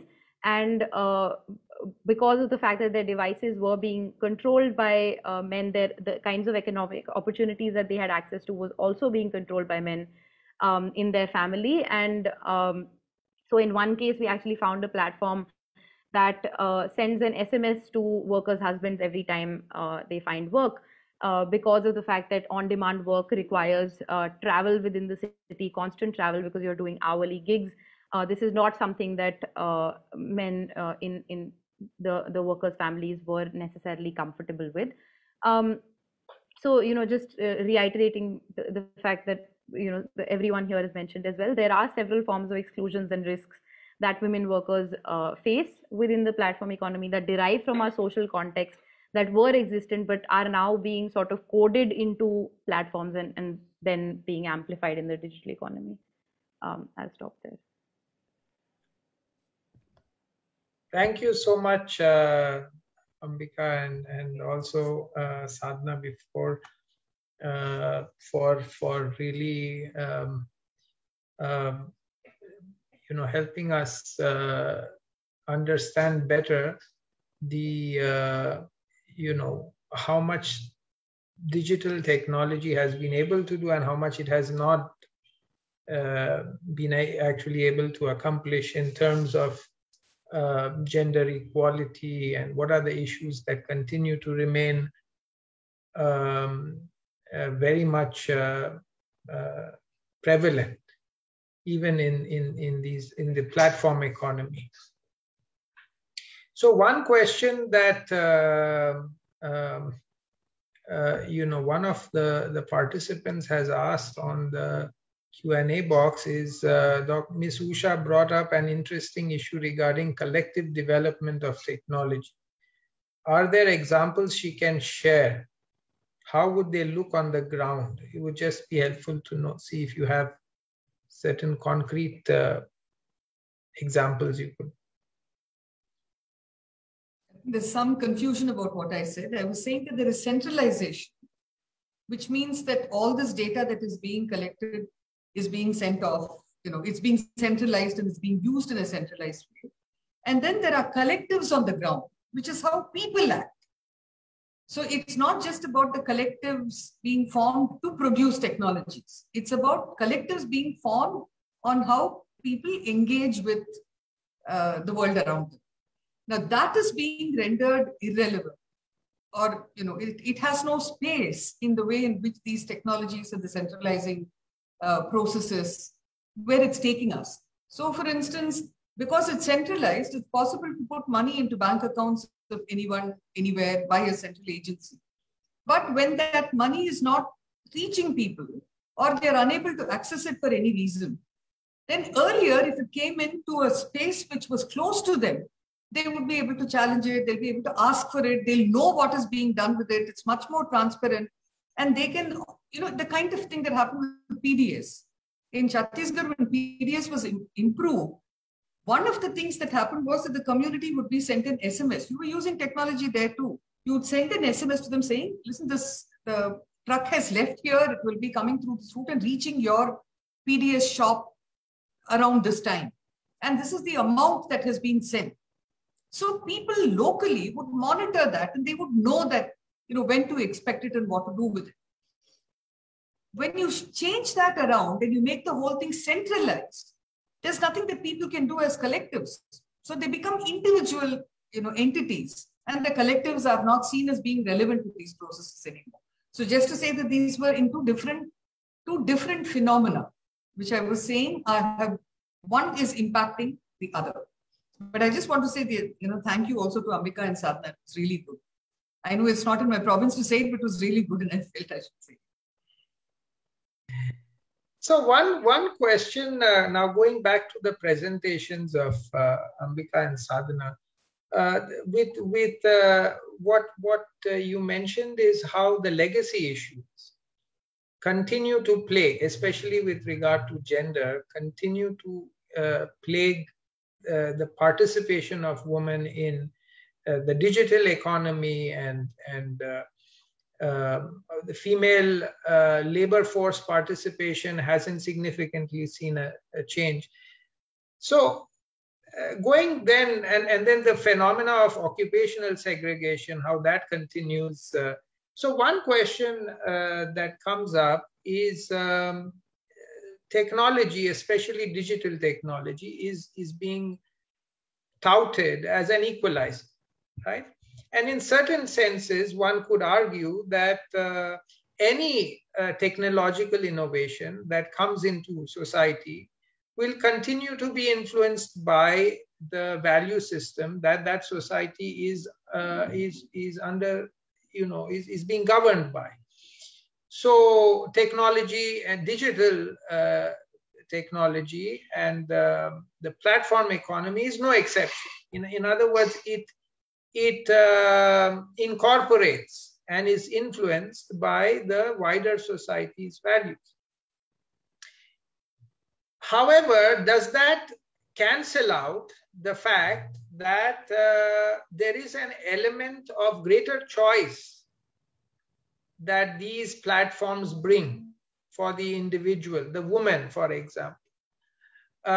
In other words, if one plays devil's advocate, and I don't know if we should say devil in this case, but in any case, just for argument's sake, couldn't it be argued that, yes, it hasn't made that breakthrough, but then no process can reverse the influence of patriarchy, which is so well entrenched overnight? However, there are differences that it has made to the lives of women. One of them being it has given them more choice. It has, or maybe expanded the menu of options that are open to them. It may be that now they are not, they are no more functioning as collectives, but then as individuals, they have a larger palette of options to choose from. Is that the case? Would you say that there is is that a credible argument that can be made? So just to come in quickly, I think what we are seeing is that when platforms start out, they do, all of them across the board tend to have this kind of savior narrative when it comes to both social inequalities as well as improving workers' conditions, completely transforming supply chains, creating more value, etc. These are kinds of the kind of terms that you'll often find in marketing material as well. And there are, of course, sectors and tasks in which, for example, in beauty work, some research has shown in the Indian context that women are able to, where they had more, longer hours and lower pay in the traditional beauty work sector, in traditional brick and mortar parlors. These platforms are providing more flexibility and higher pay. But the question is, once they start to become dominant, these conditions deteriorate very rapidly. We've seen this happen in ride hailing, in delivery work, where the promises that platforms made when they started off in say 2015, Uber said you can make $1 lakh a month, and these were conditions that were actually on the ground as well. So a lot of people from rural areas, from given the fact that we don't actually have other high quality jobs, right? So they highly educated workers as well moved into these jobs thinking that these are the kinds of payouts that they would be able to get. And this was the case in 2015 when these platforms were still making inroads into these sectors. But as they start to acquire dominant positions, there have been arbitrary wage cuts, including during the pandemic, which have actually seen a lot of collective action happen on the ground within the sector because of the fact that even in these kinds of precarious positions, workers, when they were putting themselves at health risks and their livelihoods were also impacted, there were economic shocks as a result of the pandemic. And even in that situation, platforms continued to lower their incomes and increase their own commission rates. And the second point is also about the kind of collective negotiating power. So while again, this kind of, I don't know if I would use the word choice necessarily, but because in a lot of cases it is distress driven employment, but there is, maybe between, two bad choices, this may be a better one. That could of course be argued, but the point is also that there is very little negotiating space when it comes to algorithmic management systems, which are what platforms are increasingly adopting. So even during the pandemic, they actually laid off human managers, who workers at least had, the collective action was actually just going to your zonal manager and in a very hyper local setting, just going and trying to negotiate very, increase base pays, increase bonuses on, night shifts, for example. But these are options that are completely being taken away because of the fact that they think that, they have to be extremely, platform functions have to be very lean. They have to have as little expenditure on management, on asset ownership as possible. And that has very material impacts for the kind of agency that workers are able to exercise in the platform economy.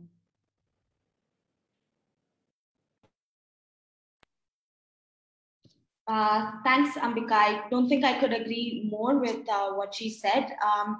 I just want to add one quick point, which is that the narrative of choice, flexibility, agency, market access, connections, these are the words that platforms really harp on about it in a way to get their foot in the door. But like Ambika said, the minute they acquire a certain kind of dominance in the market, everything falls apart really quickly. So moving away from workers just for a second, and we'll just look at e-commerce or delivery of groceries, for example. And even during the pandemic, a lot was written about how platforms are really holding the essential grocery services supply chain, especially when it came to urban consumers, and how this was in fact a boon for small enterprises like corner shops and kirana stores, because it gave them an avenue to function during the pandemic and connect with their customers. But now what you see is that Swiggy has its own warehouses where it procures its own supply chains,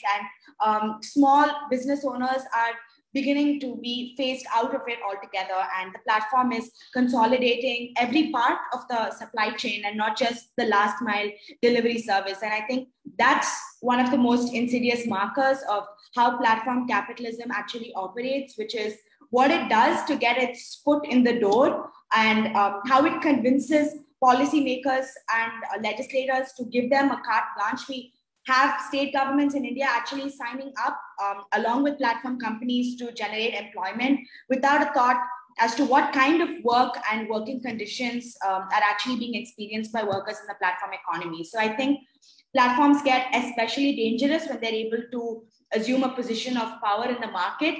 And I think because, as Ambika mentioned, the imperative for platforms to keep their operations as lean as possible, this happens extremely quickly, and the tide can turn really remarkably fast for workers, and it is unfortunately quite a distressing downward trend that we observe.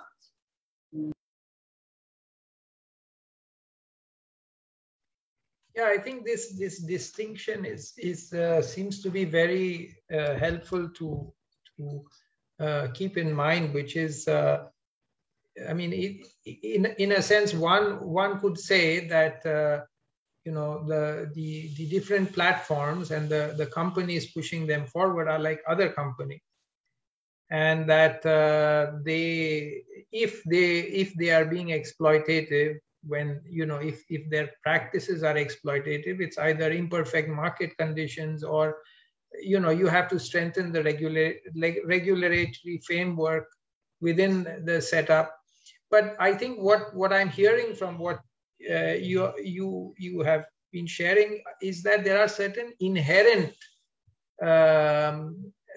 you know, challenges which come with these platforms, which is, for example, the way algorithms work, the centralization of authority, the fact that you know, in a sense, the authority is both centralized and it's disembodied. You don't, it's a machine.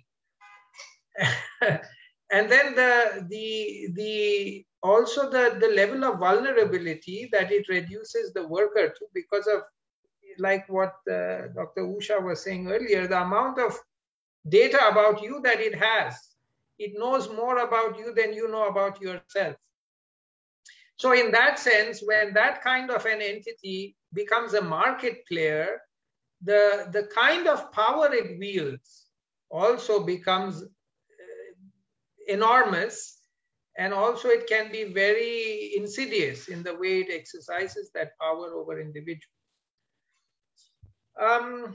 So we just have like 5 minutes more. I just another question that had come up was, you know, Professor Kelkar had mentioned earlier about morality and how that becomes an issue for when women participate in the IT space, and that, you know, basically got me thinking. And then just from listening to the presentations after that, about whether there is something fundamentally about digital economy, the digital spaces, that is inimical to women. Is it, in other words, what is it about this space, the opportunities it makes available, the kind of disruption that it causes, the innovations that it brings about? Why is it that it is viewed with a degree of suspicion when you know, it involves participation of women? And how much of that is justified and how much of it is just patriarchy pushing back? Because what you said about morality really has has, you know, it has a patriarchal basis to it, but also it has other implications. And I don't know if you would like to, anyone would like to comment on that. In other words, is the digital space fundamentally, you know, inimical to women? Does it make them more vulnerable, or is it emancipatory? Yes, Dr. Ramanathan has something to say. I thought I'll wait for Sadhana and Ambika and probably Dr. Kelkar, who was directly asked. Just that before you close down, I would like to put that on. Yes, please. Please go ahead. No, are you talking, Usha, or? Okay. No, I wanted to say that to me, discrimination and violation of human rights and treating somebody kind of not having capabilities. This is immoral. Morality is not really kind of located in kind of very religious terms and the kind of, I am talking of morality here only in economic and technological terms. Technology, when we talk of the kind of thing that is supposed to be, and all these firms and those who are driving technology, they are talking of human rights. They are talking of ethics. We repeatedly work with them and we can know that kind of how ethical they sound kind of thing. This has to be the ethics. But when you see the field, then you find that use of technology and those who are working in technology, and those who are driving technology, kind of that is the immorality I'm talking about. Technology is also used for kind of eliminating the female babies. I mean, so technology can be immoral, and that we completely so violation of human rights, discrimination, treating somebody subhuman, incapable of doing things. These are the moral aspects of the technology that I'm talking about, and elimination. I was recently in Rajasthan looking at the solar energy in the terms of the clean energy. Now there were in Rajasthan, we know that female children, I mean, they have been continued to be eliminated with all this kind of ethics that has been going on, while the solar energy was being created without looking into question of environment, without looking question of gender inclusivity, without looking at that's a human rights framework. So the morality is really, I didn't have time to kind of look at these kind of things. This has to be seen in a larger sense, that is the kind of thing, and in technological sense. And platform economy also work in the same way kind of thing. What kind of jobs are given to women? What kind of treatment is there? Who is being kind of beaten up at home?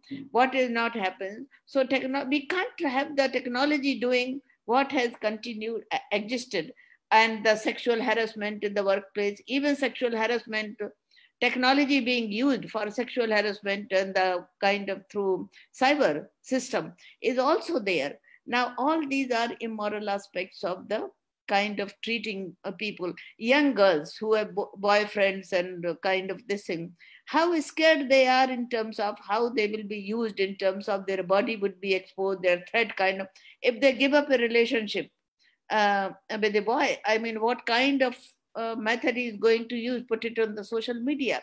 So we have to see that this immorality has to be controlled. It has to be controlled. We simply cannot say economic and technological growth. This human rights aspect, this women's rights aspect has to be included in that. Thank you.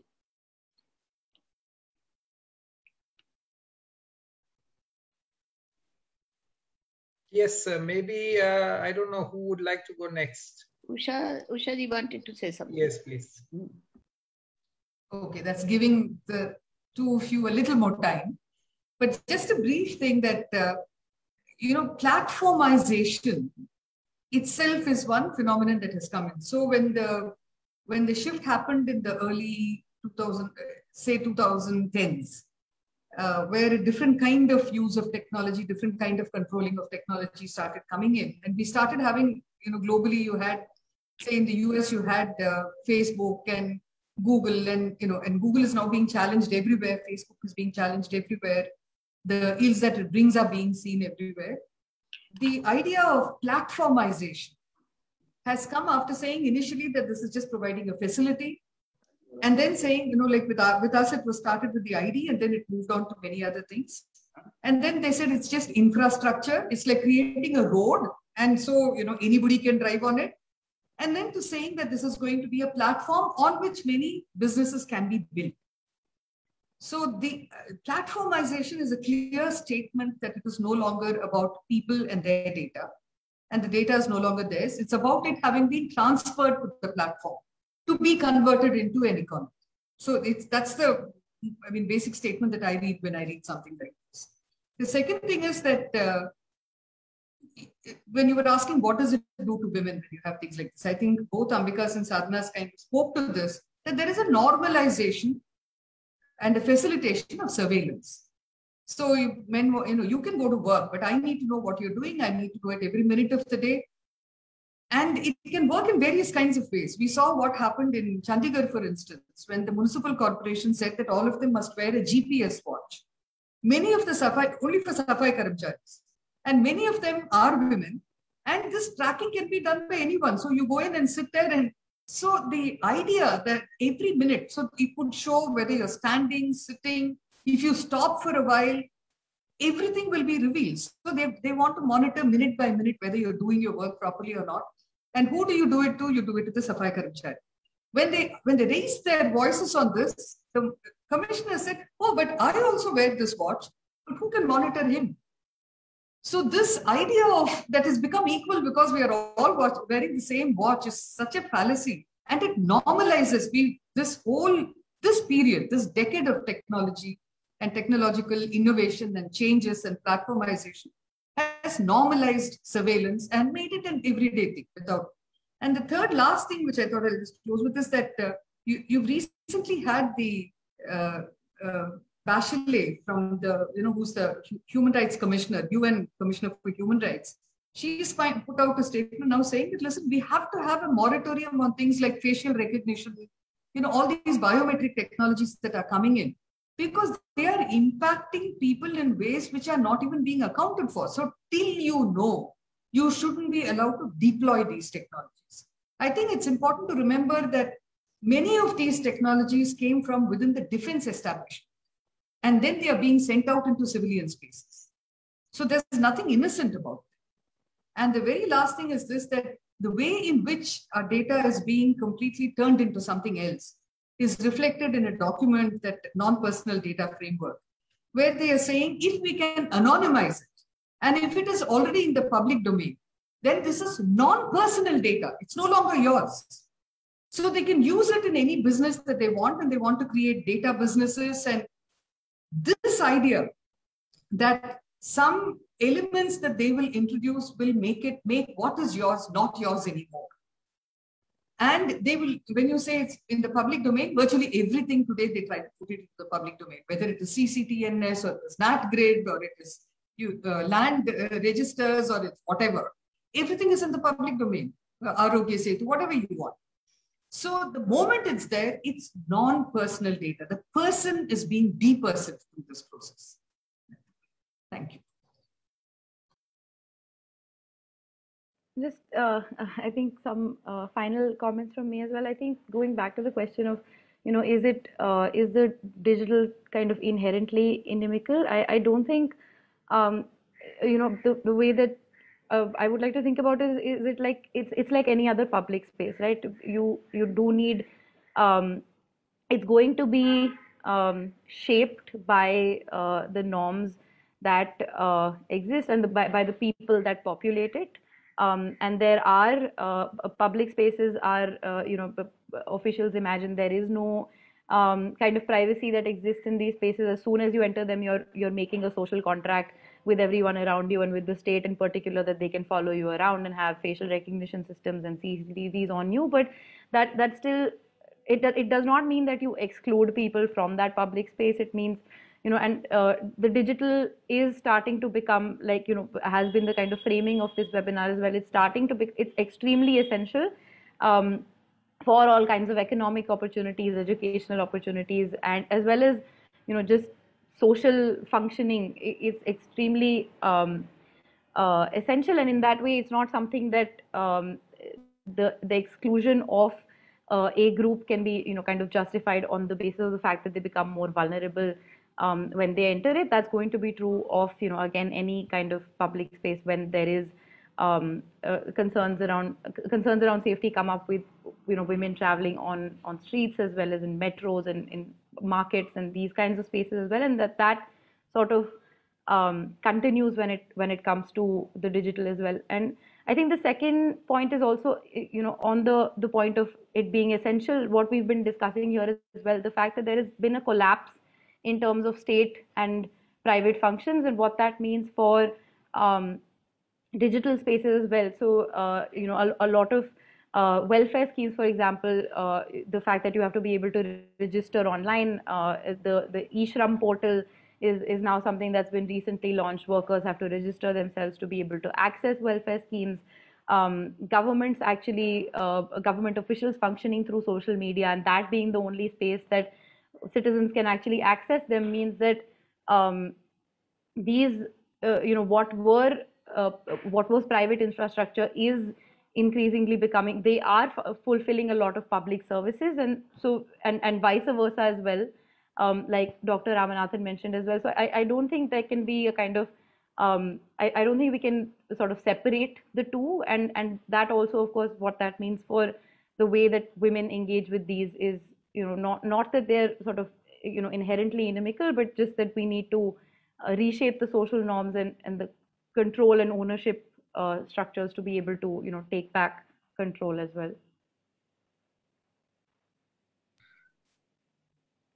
I'll make it very quick and very brief since I know we're nearly at time. I just have two things that I want to say. One is that there's been a lot of talk today that I completely agree with about how the digital has emerged as a public sphere, whether as a marketplace for views, as on social media platforms, or even as a workplace. I think it's becoming a public in more ways than one. But what's especially insidious is that it's a public space.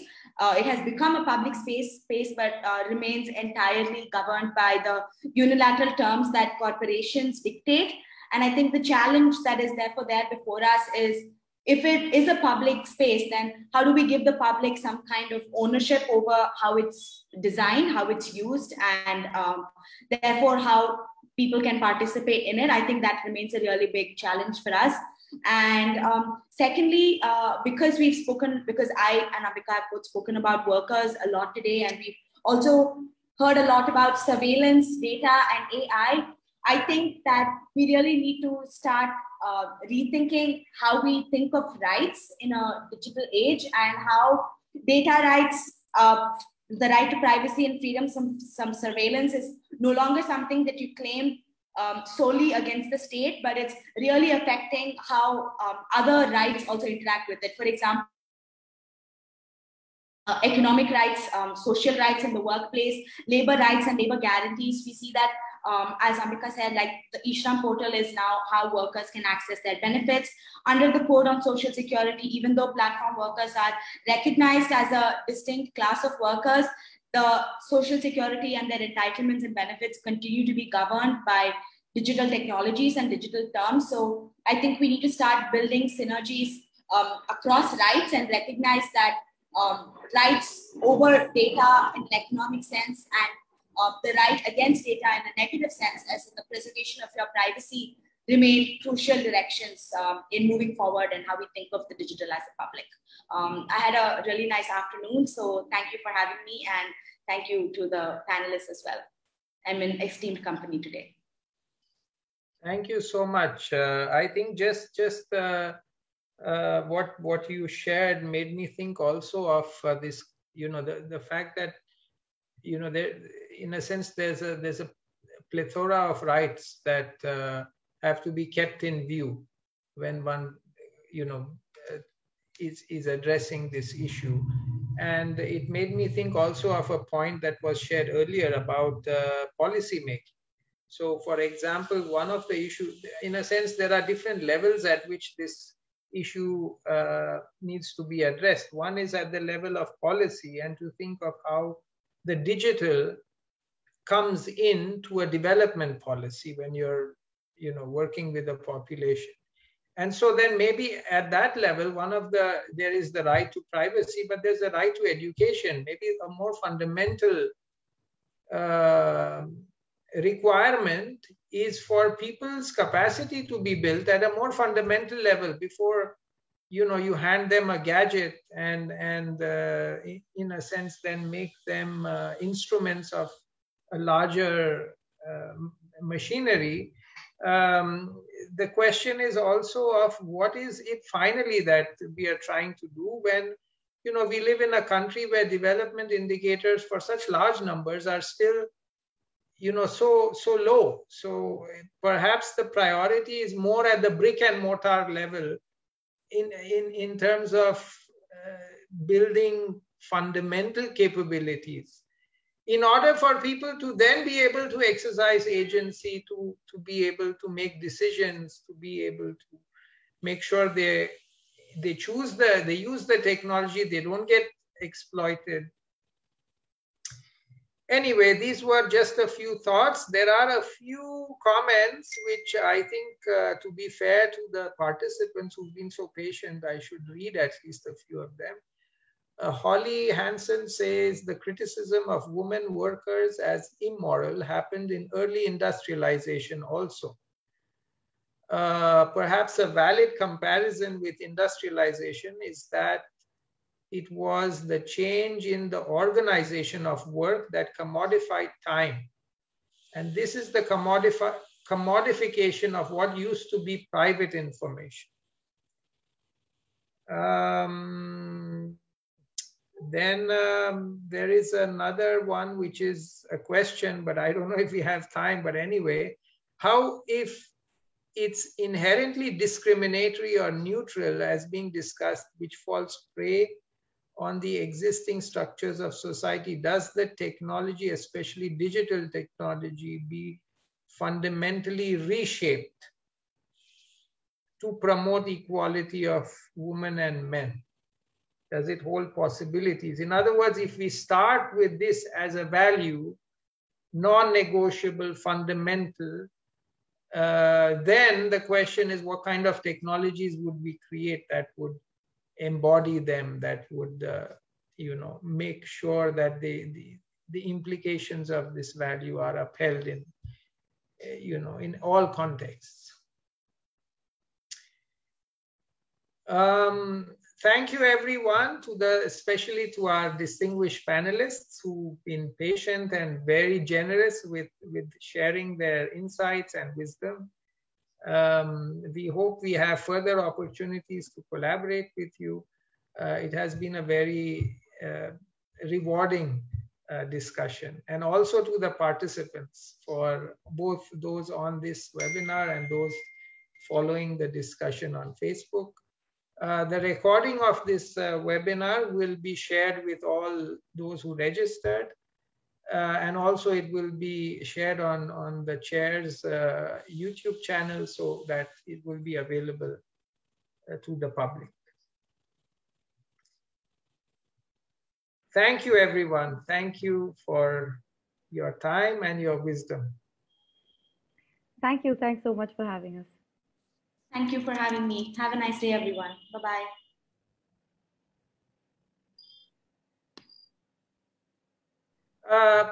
Professor 𝐃𝐲𝐿𝐾𝐿, you're mute. Okay. I wanted to thank especially Sadhana and Ambika, because I met Usha Ramanathan earlier, but it was wonderful meeting both of you and listening to you. Thanks a lot. I have read, of course, your work. Thanks a lot. Yeah, that's good. Thank you. Right. Thanks a lot. Bye. Bye, everyone.